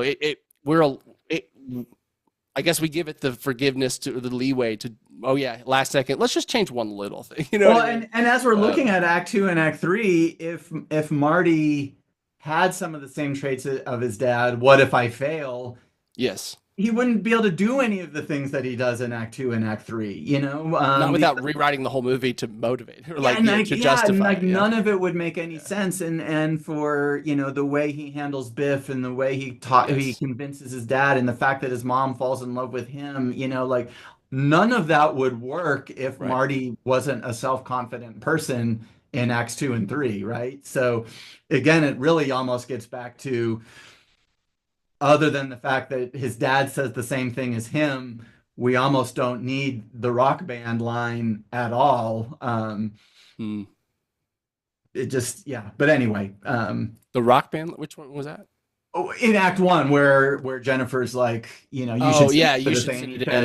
What if they reject me? You know, again, you know, there's two possibilities. You either get rid of that line or you figure out how to develop that as an internal conflict for him. But clearly it would never work as an internal conflict for him. It would be a 100% different movie. So yeah, the other solution is they should have just not had that line, right? Well, and I think the comedy kind of, because this is a comedy, you know, I would say you know, very obviously, I think that the genre affords it a little bit of that too. You know what I mean? That we can substitute character development for funny stuff. A little bit, you know, and the reactions from mom and that all that's the highlight of the movie. Really, is kind of that Act 2 stuff with the mom and the tree and like that. That's to me, like when I think of this movie, those are the moments I think of like that was what that movie was. So I think that also goes into Act 3, and so kind of getting us into Act 3, you know, because, you know, right away, you know, Doc's like, okay, you know, we see that the brother is disappearing from the picture. So Doc's like, you got to get your parents together. He sets up the Act 3 goal for Marty. You got to get your parents to go to the dance together. And it's really funny because if they're at that point, they're at the school, right? I can't remember why. This is heavy. And it then says, is there a problem with the Earth's gravitational pull? Because it keeps saying this is heavy. Oh, yeah. Right. It's like it's Right. so brilliant. But they're at the school when he says that. That's why I brought that up. So yeah. Yeah, and he's sort of like, how can I get my parents back together, right? And then of course it's literally, you know, and then Doc has some funny scientific term for a dance, you know, social, you know, gathering occasion, whatever. And of course, Marty remembers, oh, right, the dance, that's where they got back together. He's forgotten that until Doc shows him the poster. And then we have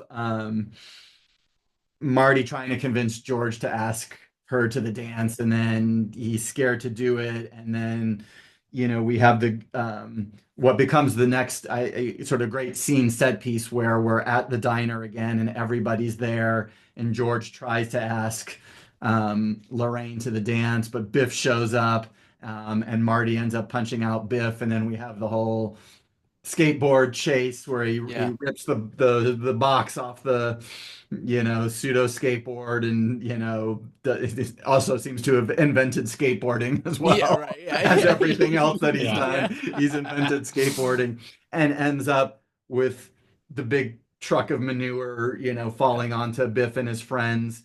And by the way, one of Biff's buddies is Billy Zane, which I didn't realize. Oh, wow. Yeah. And so I saw the credits and I was like, oh my God, that's so yeah.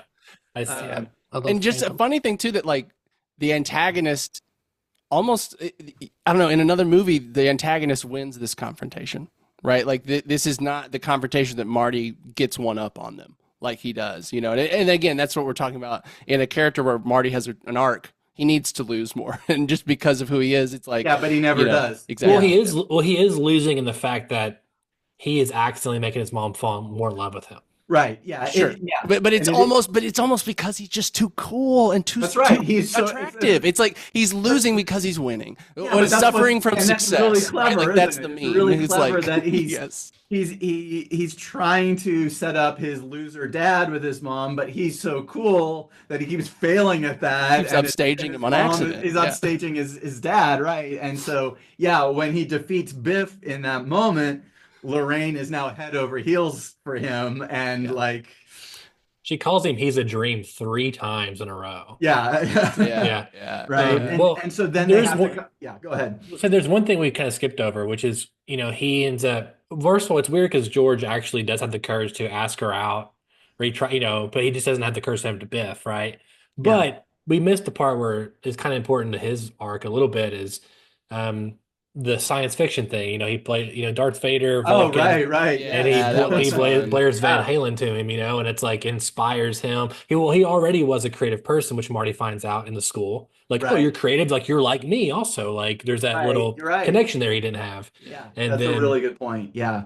yeah, And I mean, that scene is so wonderful and clever because it plays on, first of all, he's realized that people see him as this science fiction thing, right? Because of what happened with the family, the beginning of Act Two. He then realizes that his dad is super into science fiction. He then makes use of that to create that. And then, of course, it pays off at the end, right? Where they get the shipment of the science fiction book that he has published, presumably based on his experience with aliens as a kid, right? Or as a high schooler. And so, yeah, that is a wonderful scene and very clever. I agree. Yeah. And it's just also those early moments of like them trying to stick it to the Trekkies and the Star Wars fans at the same time. Like I just, know. just say Darth everything Vader, exactly Vulcan. wrong. It's like, Yeah. but there's something funny. I'm like, oh, this is when it became fun. More those things were really entering pop culture when we can joke about the nerds in that way. Anyway. Yeah. but it's also I think it's just like it's George and Steven and Zemeckis. no. They're all buddies, at that Yeah, point. yeah. Yeah. As a fan of all of those things, I loved it. If it wasn't like Yeah. an offensive thing, it was just funny. Of course, yeah. Biff versus Marty, and then we plan the demo. I wrote plan the demo. Is this where we? Okay, yeah. So he shows him here's the actual plan, like physically the models. We're gonna show the whatever. And it's a great line. He's like, "Sorry, I didn't have time to paint it." Yeah. Right. yeah. Marty's like, I "No, liked it's it. great, man." Like, he did great. Yeah, so Um, it's great because we get just enough scenes in Act 3 that are reminding us about the clock tower, which will be the main goal of Act 4, right? We get like 2 or 3 reminders of that, but primarily the focus is on Marty trying to do all this stuff with George and Lorraine. Well, it's also great because this is a moment where they merge, where Lorraine shows up to their place because she's stalking him, Right. and so it's kind of like and it's great having Doc come into like, man, you've got to get this shit together because your time's running out, dude. He's just sort of standing there like, come on, Marty. And also like it would never work today, I feel like, but whenever Doc is like leaning against the DeLorean and then Marty is like literally bumped up against him, like the blocking, like it makes no sense in a real social setting, but it totally works in the shot, Yeah, it's great. So we have Lorraine ask Marty to the dance, and then he's the one who has to go to the dance, and so then he's like, okay, I'll go to the dance, and then his plan is that he's going to take advantage of his mother, and he could have just not said yes and then let George go ask her now. Or he could have just been a jerk. You know what I mean? He could have just been like an asshole to her and tried it that way too. I don't know why he said yes. I mean, obviously for fun, but for a movie. Well, I get it too because I think at that point it's clear that she's not going to go with George to the dance, right? Yeah. So Well, at this point, we don't know how he's going to be able to convince his mom.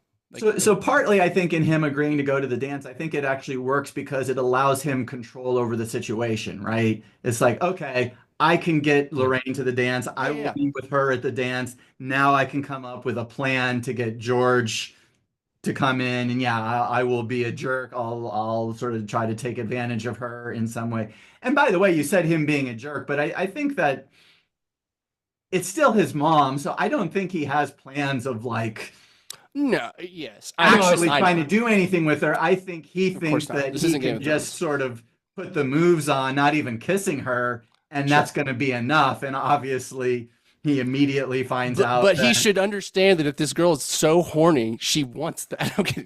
Well, I think But it's still his mom, right? Right, It's you're still right, his you're mom, and it doesn't sink in. And yeah, and so of course it becomes another incredibly funny moment when he's like, "Do you mind if we park for a second?" You know, and then she's like, "Oh no, that sounds fine." And I've then marked. yeah, and then Yeah, she's I'm 18. I've smoking and parked wants to- before. Yeah. What's also And- brilliant yeah. is that they're already parked, and he says, "Do you mind if we park?" Which means, it's just a different word for something else, right? And Yeah. it's just great. It just makes it even funnier that they're already parked. Of course, she smokes. She's drinking alcohol. It's just a great, It It's was just such just a real so fun thing. to like, because he's seeing the side of his mom he's not used to. He's seeing the like, and it's set up from the dinner scene where she's like, Yeah. you know what I think about girls, going in cars with boys or whatever she says is Yeah. immediately contrasted with how she is. And so, yeah. Although she's then- also an alcoholic, Potentially, yeah. at the beginning of Act One. Oh. She's pouring her vodka into her drink at dinner. You know, Oh. I think I catch that. missed that. It's, Wow. I mean, too. they don't say she's an alcoholic, but I think. But that's no, I mean you're right. assumption That's what based it's on- that's what it's yeah. saying essentially with non-verbally. So, yeah, but she's an alcoholic because her husband's so lame, obviously. Yeah. And so Yeah, but it's we fixed. have also set up that she can be a drinker, right? Fair, for sure. Fair. She does it. from I the think I start. just missed that moment in that scene. Just there's all the other stuff going on. Yeah. And then also, of course, we have Biff showing up here instead of George. And it's, another tie-in. Like Marty's been setting up this confrontation the whole time. Right. And now it's perfect circumstance for Biff, finds them, whatever. And the guy, Billy Zane, the boys take Marty to the trunk. And it's just like this perfect setup of, again, it's a fantasy where like everything clicks into place to just do a super big happy ending, right? But we're going to the trunk. The guy hurts his hand, and then Marty's out, and then George gets the courage to knock out Biff for the first time. Great moment. I love just the way again, this movie, the music, Alan Silvestri also did Avengers Endgame. Doing the music and the composition, the movie's famous for a reason. Like the moments, every scene is like famous, right? Yeah. And I just I love it when he knocks Biff out, and it's just a great moment. Yeah. You sort of get that close up on his hand, and you sort of the fist, and then it makes it's not really even a match action cut, but then we sort of jump forward a little bit and we see him swinging, and he knocks Biff out. Great. It is, and I'm jumping ahead to the next scene a little bit. It is funny then that we get that one more doubt himself moment before coming back, like when he's dancing and then the guy cuts in and then he's like back to his old shell shocked kind of self, and then for seemingly no reason just is like, wait a minute, that's not who I am anymore. But it's just I'm used to a moment where it's like, okay, we did it, but oh no, one last thing. We forgot that. Like that kind of moment in movies with the climax. But you also are used to but then the hero figures out one more thing, or like, he musters a little bit more strength, and that's why he's able to do it. And it's just interesting that you kind of have that moment, but there's nothing motivating it happening or stopping to happen. There's nothing that really tells us, you know what I mean? It's interesting. It's just a narrative tool at that point, because we want to see Marty almost erased from existence. Sure. And, right. And they haven't kissed It yet. adds a little more the suspense walking to the back. moment. Yeah. And there's a version where that always happened, where someone intercut him or whatever, and I don't think he was that forceful, but he may have kissed her after. You know what I'm saying? Like we don't really, at that point we're in uncharted territory. We don't really know how the kiss happened in the past other than they kissed. And so like I think it just kind of, obviously it's just narrative tension for funsies. Yeah. But that moment though, whenever like he grabs her and the music and just like so good. It's so good. And even the fact that it's Lorraine who says, "Aren't you going to kiss me, George?" Even then there's still, George isn't 100% man of confidence. It's actually horny Lorraine, right? And it makes she's the actual protagonist. Sort of invites the kiss, right? It is also so fun. Again, we can parts here in a second, but it is super fun. Like seeing how they get together differently and how it's affected them as a relationship of like he saved her versus kind of she saving him in the beginning or like taking care of him from the car wreck Right. or taking Right. pity on him, so to speak. And so it's just that's super fun, and it's super fun to see the payoff for that. Yeah. Anyway, Yeah. So then we get to the really, I mean, fun, wonderful, but also narratively bizarre moment of the movie. Because when Lorraine and George kiss, that should be the end of Act 3, right? And Marty should be out the door. Yeah. But we just stop the story entirely so that Marty can play Johnny Be Good and we can have this amazing guitar solo joke with Marvin Berry and Chuck Berry and all of that kind of stuff. And then, the kids are loving it. And then the kids are like, what the hell's going on? And then then the famous line. And then it must be a little early for y'all. But your kids are gonna love it. Your kids are gonna love it. Yeah. And then he sort of has this proper goodbye, right? Where like Lorraine's like, that's really interesting music, Marty. And then we sort of have the setup of, well, if you ever have kids and one of them sets the rug on fire, so it's kind of interesting because really the act should end like at 86 when they kiss. Yeah. But we get 5 more minutes of stuff that's really not relevant to anything, but is fun, right? Of Marty doing the song, of them having this sort of proper goodbye. And it's kind of weird because they don't even question where he came from. I guess maybe we're just sort of going with he's in the Navy and he's like going back to the Navy. Like, they never even they seem to know they'll never see him again, but they don't really question where did he come from or who he is. Yeah.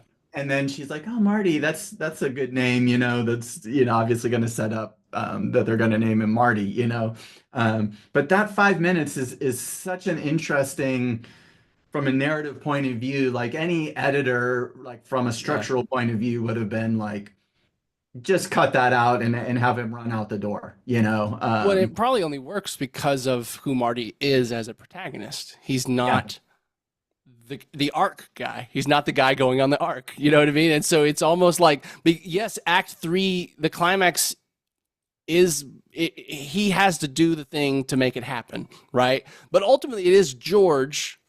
Is that right? Is it George? Is George McFly that takes the action, that does the thing? It's at the end of the day, he has to put it into somebody else's hands to actually come to fruition. And so maybe it just makes sense that, well, he's the protagonist. He has to have his moment at the climax of the movie. He's the protagonist, right? Yeah. I also think, and I think we just see this less and less. I feel like there used to be this you'd get almost these mini music videos inside of movies where the plot would just stop and a band would play. Sometimes it would be a real band.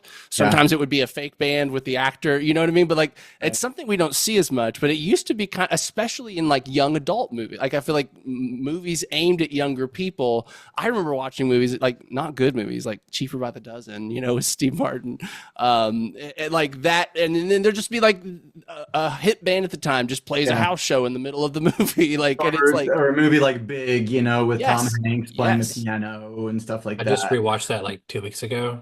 Love it. Such a good movie. Interesting. Yeah. There's one thing I want to mention real quick before we get into the final part here, is that they kind of save Lorraine too with when she kisses Marty. She's like, "You're like my brother." Yeah. That's a nice, they didn't have to put that in there, but they did. And it makes you feel better about all of it. Right. Well, and Marty's face is hilarious when she's pulling back and he's just like, and she's like, I'm not sure I'm feeling this. And you look at his face and you're like, how are you sure you're reading that correctly? The brain, the guy doesn't look excited to kiss. It's just one of the things where he's like, I don't know if you're feeling it. And his face is just abject horror. Well, and it also works out too, because it just helps reinforce then that when George rescues her from Biff, she has already kind of been turned off of Marty as a romantic partner a little bit, right? So it just reinforces all of that. And then I just want to get back to the song scene. I think it's also it's great. It's one of the most famous scenes in the movie. It might be the most famous moment in a way where he plays our one of the most famous moments where he plays that song and everything that happens around that. Yeah. Yeah.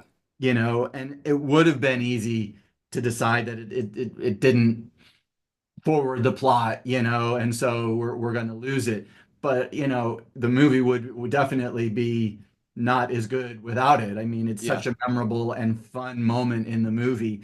And then it also pays off because we've already established that Marty is chronically late, right? And so so Marty like knows that he's got to get to this thing, but he can't resist having his moment, especially because he couldn't play In the talent show, the Battle of the Bands thing. Battle of the Battle of Bands, the Bands. And am I wrong? Was the Battle of the Bands to find out what band would play at?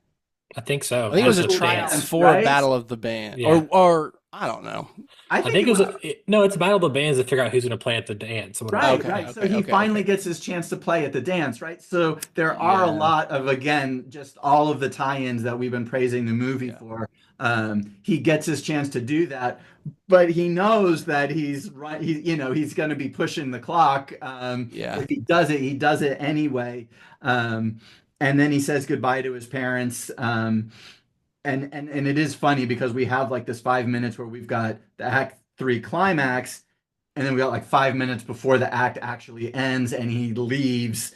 And then we've got this really short 20-minute final act, right? Where we then get everything at the clock tower. And then, of course, the resolution once he gets back to the future.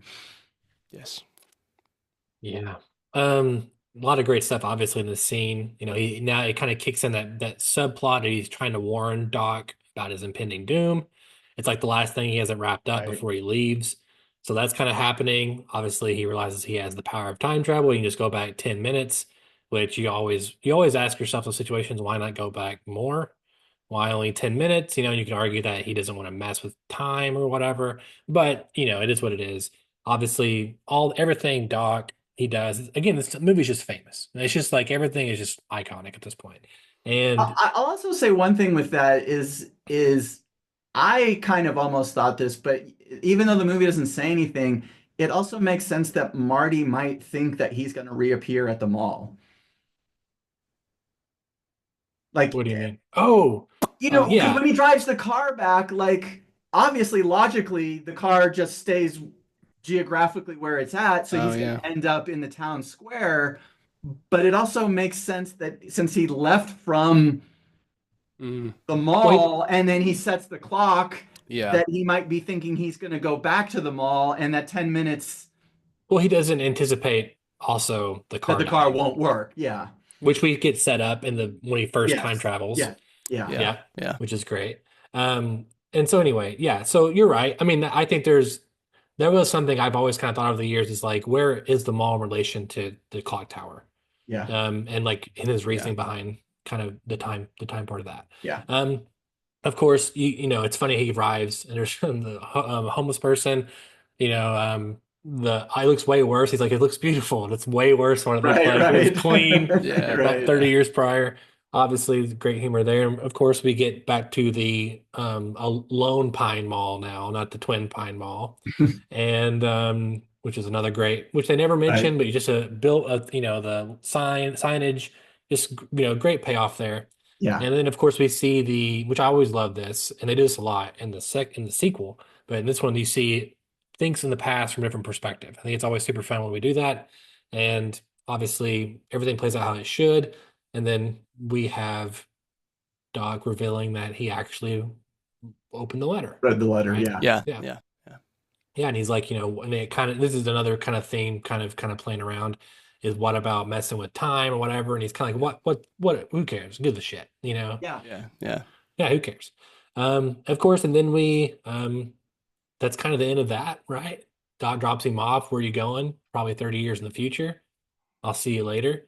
And you would kind of think there might be an opportunity there to be like, I'm so glad to see you. It's been 30 years, been waiting 30 years to tell you, you know, what I've been, you know, clearly he met Marty and he's known who Marty is during all this time. And he's been keeping quiet until Marty finally caught up to him, so to speak. I actually realized that this is why Doc and Marty are friends, because, you know, after so Doc gets the message, right? And then Doc lives his life. Marty's disappeared, so he can assume that things have worked out. He doesn't really know until he is tracking the McFlys this entire time, right? You're right. So he's You're got to right. track that that George and Lorraine get married, got to track that they have kids. He probably knows when Marty was born. So like he is tracking. So the day that Marty is born is the day that he knows for sure that Marty was successful in his whole mission, right? So it makes sense that probably Doc befriended Marty because he's been following his family. I'm getting chills right now. I never thought of it until just this moment that he had to have been doing that to know for sure that it had all worked out, right? Yeah. And so once that happens, he knows it's okay, but he's always going to take an interest in Marty, and then presumably, befriends Marty at some point. And he has to befriend Marty at some point in order for everything to unfold as it unfolds in the parking lot mall. So like it makes perfect sense. Yeah. Yeah, it's another chicken and egg situation. Yeah, absolutely. There's a thing too, though, and I haven't dived super into it, but like a big theory that like the Terminator, like that movie happened 3 times before we're in that final timeline. Right. And it's kind of like time is working itself out until it gets to like what was supposed to happen or whatever. And so there's something interesting there we can maybe dive into someday. But yeah, so obviously he drops him off, and we're kind of back in the classic waking up in your bedroom scene. And now we get to kind of find out all the things that are different. I have to say that the way, and Michael J. Fox, the way he sleeps, the way he like turns his body and sticks his head into the pillow is hilarious. Yeah, like, it is. Nobody in the world would sleep like that. And he does it twice, like both times. The exact same way. It's just like the way he sleeps. And it's like a toddler. It also fits it's hilarious. It fits his character because he's just like this fly by the seat of the pants. You know, he's not gonna like have a bedtime routine. He's just gonna fall in bed at some point from pure exhaustion, and however he falls, he's not moving. So it does. It makes you. I mean, it makes me think of like how you can see like kids sleeping sometimes. No, like it's 100%. Or just like sleeping 100%. in the most weird ass things, and so it feels like, of course he would do that. Of course he would sleep cool. You know what I mean? He doesn't have time for pajamas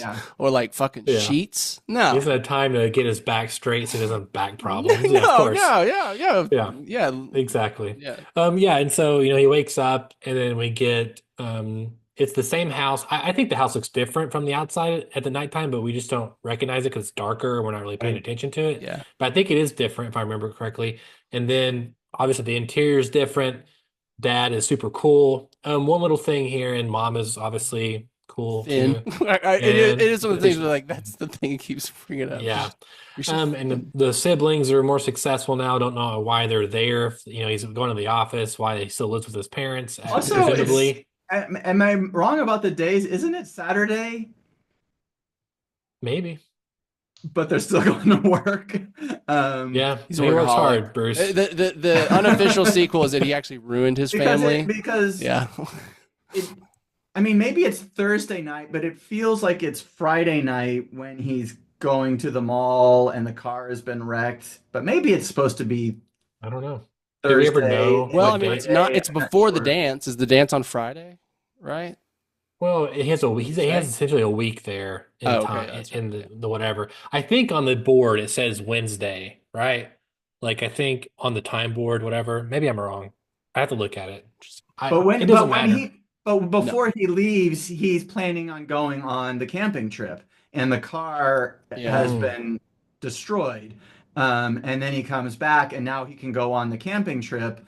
And it doesn't seem like he's going on the camping trip Friday night after school. It seems like he's going Saturday morning. So it feels like when he's come back, it's Friday night into Saturday. And again, it's a tiny little thing, but why his brothers and sister are dressed up for work. I'm more concerned why they're there in the morning. I feel like they're older. They're like out of high school. Yeah, now that they're successful adults, they shouldn't be living at home. The alternate ending is he made everyone miserable, even if they're successful in life. That's the alternate ending. They're horribly miserable, depressed people. I did have that feeling a little bit like the idea of success for his brother is he has this job in a suit in an office that now... If we and Right. redo it, we would Right. be like, oh, that's not a successful ending, right? Yes. Yeah. Not as Um, carefree as he was with his whatever Mickey Mouse shirt he was wearing. But yeah, we meet his parents. One thing that I'm curious to see what you guys think. I almost feel bad for Biff. Um, I get the idea that like Biff has gotten his comeuppance and now Biff is polishing the car and Biff is, but he's so pathetic and I don't know. I almost don't want to see anybody be pathetic. And maybe that's a more modern sensibility of like Biff would actually have turned out to be an okay person now. And maybe that's what a contemporary ending would be. Because Biff isn't evil. Biff's just a high school bully. You know what I mean? Well, it works out because I think 10 minutes prior he tried to rape somebody. So in like Okay, that's a good point. in the It context does. of like a Yes. life, maybe Yeah. people can change, but like in the movie world where it's only 2 hours, he tried to rape someone 10 minutes ago. That's true. I didn't think Yeah. about that. You're right No. about that. Yeah. And I think you're right though. I mean, this character just would never exist. The modern sensibility was you find out he has an abusive dad, and that's why he is the way he I had is, the and exact like same thought, right, yeah. right. That's what we would see now, and then it would somehow make Marty more empathetic to him, and then they would just be not, like you're right. Like it is interesting, like the version of success that this like what the '80s saw as like perfection, life, perfect success. It is interesting. We get more with Biff, obviously, in 2 and 3, which is kind of related to this topic, but it's interesting. Biff's lineage, I should say. Yeah. Yeah. And Well, well, and what anyway, a perfect name. I mean, like that's the most bully name. I mean, Yeah. they literally just like, what if we call him Biff the bully? it is interesting too how he definitely cowers to George, even though he's bigger than George. He walks in the house here's your book, and he's like trying to still pull one over on George with the wax of coat or coat of wax. It's interesting. Again, I think it's fantasy at this point. Again, the whole movie's fantasy, especially in the end here, where it's Sure. like we're just gonna, what dream scenario could you think of for your bully? Right. Right. Yeah. And so I think that's what it is. Yeah. I have a small thing. I wish it was like his third or fourth book and not his first book. Yeah, I kind of Yeah. thought that too, but I guess it makes sense in kind of what you were just saying, that time hasn't passed really for us. And so we just come back and it's like George is a confident person, but we're also like just seeing his confidence for the first time. So we see it. But I agree. I kind of had the same thought. Well, it seems like they make more money now, obviously, because the house and he's successful. They're like But playing we don't know tennis or how. something. Yeah. In the dance, they mentioned, hey, you should run for class president, right? Like that was a thing. Like obviously his stature has improved Changed, from Yeah. knocking out Biff, and who knows what he did before he wrote a book. But it does feel like, I mean, again, it's like 30 years where he did not write, or at least write publicly. Yeah. So anyway, which we get the motif again of if you put your mind to it, you can accomplish anything. Right. Which seems like it's trying to be a theme at that point, but it's not. Yeah. But anyway, I think kind of get into now the last bit with Doc is interesting. It's like a horror film. It's like the movie continues, but we don't. That's another thing. Yeah, and it is interesting too. And I didn't do the research on this, but like it's very clear that they already knew they were going to do a sequel, or they I had don't know. confidence that they could do a sequel. You know what I mean? Because that is a very sequel ending. But From it's what I also just- understand, is that they had no plans for they didn't know if this movie would be successful. Exactly, that's what I'm saying. But it was very brave to set up an ending that you could build a sequel off of, not knowing. Like a lot of times now, what you see is either you for sure know that there's going to be a sequel because it's based on like Lord of the Rings, or you don't, and you just give a little hint. But they kind of, I don't know, to me, having them fly off to the future does really set up a strong possibility for a sequel that I don't think they knew that they were going to be able to have at that point until the movie was a success. Yeah, I think I think you're right. I think also another layer is listening to commentary and those kind of things from like the writer. I think it's Bob Gale. I think they were just kind of like, this is just like a ridiculous ending kind of thing. To me, well, we get closure. We do get closure to the act goals, and so if there had never been a sequel, we wouldn't be like, "Oh, what happened?" You know? To me, to me, that almost feels like the ideal ending for movies of this type. Like I think The Incredibles, the Pixar movie, does the exact same thing, where it's like they accomplish the things, but then the last scene is them all suiting up to go do it again. Right, right. And it's kind of this like, in a world where you just want to imagine these characters just infinitely going on adventures and going back and forth, like Marty and Doc. You just want to, I mean, literally, that's why we have Rick and Morty, the TV shows, because someone couldn't stop thinking about what would they do. And so I think, to me, it just feels like a whimsical, like, of course the adventure isn't over. It's Marty McFly and Doc. I mean, come on, they don't stop adventuring. And so it's almost like it fits the genre, because these guys they're not superheroes, but they are almost superhuman socially, like, they have no flaws. They're just eccentric and fun and cool. Right. And so I guess, to me, it's just like that's the perfect ending then, regardless of a sequel, that you now my headcanon is they're just Marty and Doc going on adventures. It's perfect. Yeah. But it does perfectly tee it up if you want it. Oh yeah, that's true. I do want to talk about this last scene though, and I think if I remember correctly, Crispin Glover, he was kind of like, it's so weird that Marty gets a truck, like it's like he's being rewarded for doing nothing, and so it is interesting, like this. I don't know, how do you guys feel about the end of the movie here, with his family's fate changed, and then also kind of what's the theme of the movie? Who had the arc? I think those are really important things to kind of end on. Yeah, the truck doesn't bother me, and I think we can, you can say Marty doesn't do anything, and in some ways, there's a lot of coincidence and different things that happen, but he does get sent back in time, and he does, through ingenuity and courage, and, he does, stand up to Biff, he stands up to bullies. He tries to encourage his father to be a stronger character. But he does all that at the very beginning of the movie too. Literally, those exact things happen when he's meeting his dad. And he stands up to Biff, and he's like, "Why don't you stand up to him?" Well, I mean, he doesn't do anything in the sense that he's being rewarded a truck in the present. But there's no nothing. But there's no direct. Again, I mean, I think it's kind of your point. There's no direct thing that he did as a teenager that earned him the truck. But he comes now from a successful family where they can afford to buy him a truck, so he has a truck. But we also see it as a reward in a sense. But he's been through a lot, and he's preserved the existence of his family, and even if it's relied on coincidence and other things, I think he's done enough that we appreciate, like, oh, things worked out for him. His family is good. And the truck is a minor thing. I mean, I don't think the movie is saying like the truck is more important than the fact that his family is now this happy, healthy, supportive family, it's, and in a way, part of it is like, that's part of what we, because they love their son and they bought him a truck. You know what I mean? Like, to me, it doesn't bother me that he has the truck. It doesn't bother me either. I just wanted to clip this so I can send it to Crispin Glover, because he's been talking about this for 30 years. He just resents that. I think he's not part two. That's what it is. I don't know if it's bothersome. I think it highlights how fantastical, how just fantasy the ending is. Yeah. It is.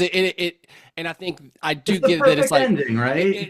But it's almost like, oh well, of course he gets the. It's almost eye rolly at that point where like, of course he gets the truck, because everything's perfect now, because he did because Marty McFly fixed his family. He finally has a family worthy of himself.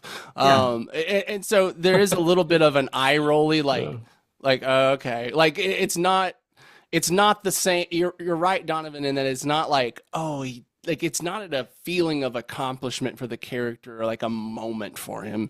It's just a cherry on top of all the icing. Yeah, it's a surprise. It's a great surprise for him. Yeah. It just goes with the whole package of everything that has changed in his family, right? Yeah. And the fact that not only did he preserve his family, but through going back in time, he improved his family, and he improved the lives of not only himself, but his mother and father and his brother and his sister. They are all happier people because of his actions, even if his actions were accidental and he sort of had no choice in doing them.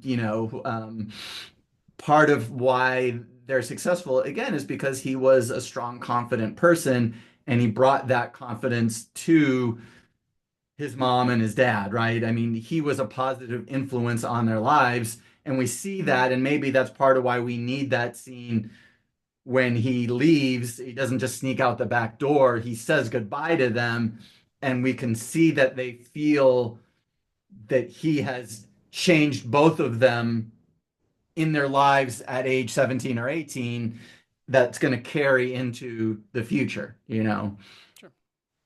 A little note: Georgia like has his coat wrapped around his shoulder when he's in the background, which like makes him automatically cooler. You know, it's Right, like he's right. cool It makes now. him look very like Right. refined. He looks like a 70s like rich guy. You know, he Yeah, needed well, a it's about in the pipe. past, Needed a and then he pipe. does it again in the present. You know, yeah. at the end. Yeah. So yeah, so it's it also feels like it's the first time. You get the impression Biff says like, I put the second coat of wax on there for you, like he's always had it.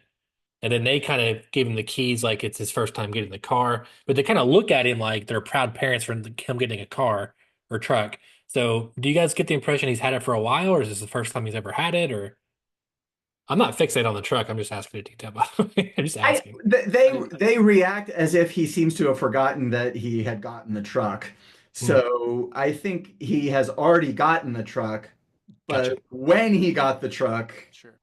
seems unclear, you know. Okay. It does seem like he got it pretty recently. It does look brand new. But does but look when brand but when he does sort of mention it, they kind of look at him like, "What the hell are you talking about? You have a truck, you know?" I mean, that seems to have happened already. It was also just weird that he called a truck a 4x4. It's like, What's the? I wrote that down. I mean, I'll put to me, that's a 4x4 truck in four-wheeler. my- If you tell me a 4x4, I'm thinking it's a four-wheeler. That's what I Yeah. heard those calling out. It's a four-wheel drive truck. It's a 4-wheel drive truck. Gotcha. Yeah. Gotcha. Yeah, Yeah. yeah. You see the 4x4 on the back of the truck. Yeah. Well, what's the theme here, guys? I mean, part of it, you know, we get if you put your mind to, you can accomplish anything, from George, who he learned that from Doc, who taught George. And he's like, as I've always told you, Marty. So, and we have that. What's the theme? What do you guys think? Yeah, I don't know that there's a theme, even though it's ironic that you said that as a kid you kept that you can accomplish Yeah. anything in the back of your head. I think it's more of a stated theme than it is I know, I agree. I that agree. it plays out through the movie. And I think that gets back to our discussion at the beginning, because as much as I've just made the argument that Marty is an active character who makes things happen, he also constantly relies on coincidences, good luck, you know, all kinds of other things to get where things are. So I don't really think that we can say that Marty has embodied that theme. You know what I mean? I think that it's really just a fun ride, and that's just sort of a catchphrase that gets thrown in there a couple of times, but is not really strongly developed in the movie itself. For Do me, you the think it would have theme. helped? I was gonna say, do you think it would have helped if he'd sent the tape into the radio? Like, would that have been a stronger arc for him? Like, he's You have to not. rewrite the whole movie to make that I know, work I in a know, and satisfying way, I I'm think. suggesting that, but I'm saying would that have been better if he had done that, but then also been maybe more timid? I don't know. It's like the idea of like he has to like be confident to teach his father, even though he's not confident either. You know what I'm saying? Like I mean, there that's was a missed opportunity the there, more right? the more Yeah, powerful Marty arc is, yes, that he is more confident than dad, but still not confident, and he has to understand how to be confident himself before he can teach his dad to.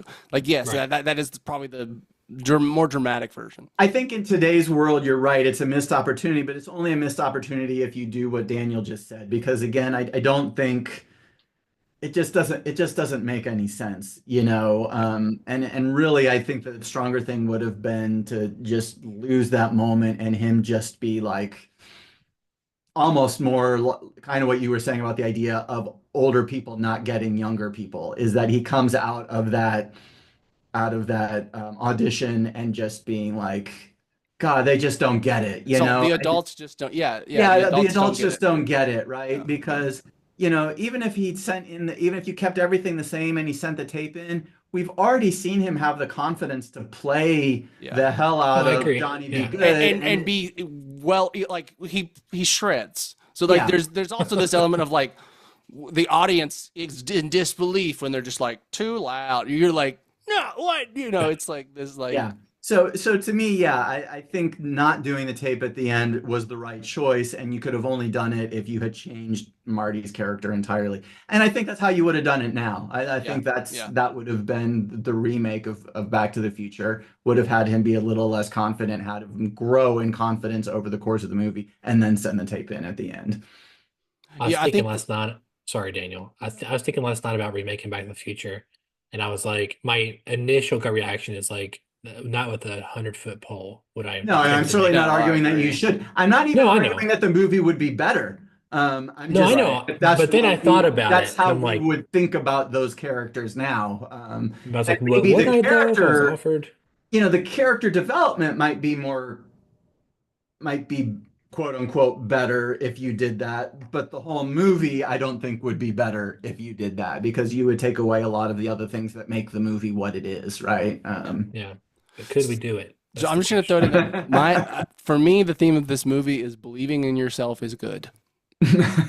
That's the theme. That's what we're supposed to know because Marty is it's confident, right? Marty is confident, just who he is, and he has to teach his parents that, and now everyone's better because they're confident and believe in themselves. So it's just It's also interesting that it works. he doesn't get to go on the trip with Jennifer. He You gets know? on a better trip Well, though. yeah, because he's going to the future. Well, I mean, I guess the future's going to suck and there's It's problems gonna with suck it, for but 2 still, movies. he's Yeah. going on a pretty big adventure. Yeah. I think the true theme of the movie is don't screw over terrorists. I think that's Libyan nationalist, yeah. Libyan Yeah. nationalist. The theme is don't have sex with your mom. That's the theme. I think it's really it. Yeah. Incest is bad. Incest bad. Yes, that's exactly right. Zemeckis and Spielberg were trying to teach George Lucas a lesson in Star Wars. Like, hey, this George, movie was a direct response to that. to Actually, Return of the Jedi and Empire. Yeah, I mean, what was Return it? of the Jedi was 83. 83. Okay, I was about to say, yeah, I was like, yeah, it works. Perfect timing. He probably was watching that scene like, what the fuck? It was a different movie before he saw that scene. This was a totally different movie. It was. Yeah, I guess we don't really have any good answers for what the theme is or what But I think arc Marty went on. It's But- telling, and I know that, like, again, I'm Mr. Narrative. Like, if it's not a good story, I don't get. It's hard for me to care about all the other parts of the movie, but it does show you that it can be done without that being like the driving force of the movie. Again, to me, this movie is like it's a time capsule, and it perfectly captures a time in pop culture, a time in movie making. Even a time in adolescence. Like it kind of captures this kind of sense of being a kid and not being understood and kind of the angstiness of that so perfectly that it can kind of just ride those things into making a really entertaining and it's a comedy, so comedy gets more leeway, and so it can ride its humor, its cultural relevancy and all of these things, and just making a really fun like adventure film, but for high school kids, you know what I mean? And I think it's good to look back on it and realize like there is room to do more than just the traditional narrative first style in Hollywood. Yeah. Well, and I think, when you look at that idea of giving a character that sort of internal goal and that chance to have an arc and chance to change, is that overall a positive development in Hollywood narratives over the past 40 years? Yes, I think it is. Yeah. Does it mean that a movie must have that in order to be successful? No, it doesn't. And there's also a lot of variations on that. I mean, I mentioned Ferris Bueller's Day Off. And Ferris is a very similar character to Marty. I think in some ways, specifically in terms of embodying sort of the cool, amazing character, Ferris is more successful in that sense than Marty is in Back to the Future. But Ferris Bueller also does have a character who has an arc, just like Back to the Future. It's just instead of his dad, it's I had his name in my mind and it went out the window. It's his best friend in Ferris Bueller's Day Off. What is his name? I forgot now too. Yeah. Played by Alan. He's in Succession. He's played by Alan Ruck. oh God, it's on the edge of my brain. But anyway, he is the one who has the arc, right? He is the one who learns Yeah. from Ferris how to have the confidence, how not to care, and decides to wreck his dad's car on purpose, and not worry about what happens with that. So there are variations for how to handle that. If your main character doesn't go through an arc, you can have a secondary character go through an arc. You can have your primary character affect the world in other ways. And that, I think that's always been a model that exists, is that if your character doesn't change, then the character has to change the world around him in some way, or around her in some way. Which is Yeah. which is exactly what they're doing with the new Superman movie. It's also what you do with Yeah. Captain America. Well, I was So just people are like, how do you write that? That was the thing I was thinking of. I was trying to think of a more modern example of where do we see this type of protagonist. Superman. And Captain America was the one that I thought Yeah. of, specifically the first one, where it's like he is everything he needs to be on the inside in the beginning. He just doesn't have the body for it. And then when he has the body, then he just is the perfect guy. And then it's the world that has to change how they see him and what they expect of him. That's what makes the big shift in the movie. Yeah. And I guess, I mean, I guess we'll see. That's what I'm saying. I'm guessing Superman. for Superman. Like, I mean, I do hope we have a more flawed I like a Superman that has character growth. I like that. I don't think he will. I think but there's different ways to have flaws. I know what you mean. Yeah. That's another conversation. But I was going to say, interestingly, in Back to the Future 2 and 3, Marty's one of his goals ends up, or internal things kind of comes to light, and it's like he can't back down from a fight, or or something like sure. To that He's fact. he's too confrontational. He's too confident or something. I don't know, but that he does have more. It feels like in 2 and 3 they try to address from 1. Where it is more. I mean, even the second movie is about him trying to fix his future a little bit because he's lame now or whatever. Yeah. So it's interesting. Maybe we could break those down someday too. I have a confession for you. I've never watched Back to the Future 3. What? Really? Yeah. And the thing that stops me is that it's a Western. And it's not that I hate Westerns. It's just that it's just enough that it stops me from It's so funny you said it, Bruce, because I my wanna watch whole it. life. I gotta watch. I mean, I will, of course, I will watch it, but it's just always the thing. Oh, do I want to watch these characters in a Western? I don't know, and then so then I never do it. But I will do it. I promise. My whole life, I always said I never liked Westerns. I always said that, and I said except for Tombstone. And then as I've gotten older, I'm like, no, I do like Westerns. I just got to find the right Western. And Westerns. Yeah, I mean, there's Westerns that I like for sure. The Westerns I think are fantastic movies, but that's not my go-to genre or anything. Right. So Me neither. there's always a little stumbling block when I'm like, oh, okay, but it's a Western. Do I want to, but I will get to Back to the Future. It is the weakest one just because it's doing it's pretty straightforward. 2 is interesting because it's like you're seeing the events of the first movie play out and from another perspective. Yeah, It's fun. It's fun. Well, it's interesting. Westerns, again, another genre where you can have a perfect protagonist that doesn't change and just cruises through the film and changes the world does all the around things, In 3, though, I mean, 2 and 3, they were shot back to back and they feel more like a complete thing going on. And it really does.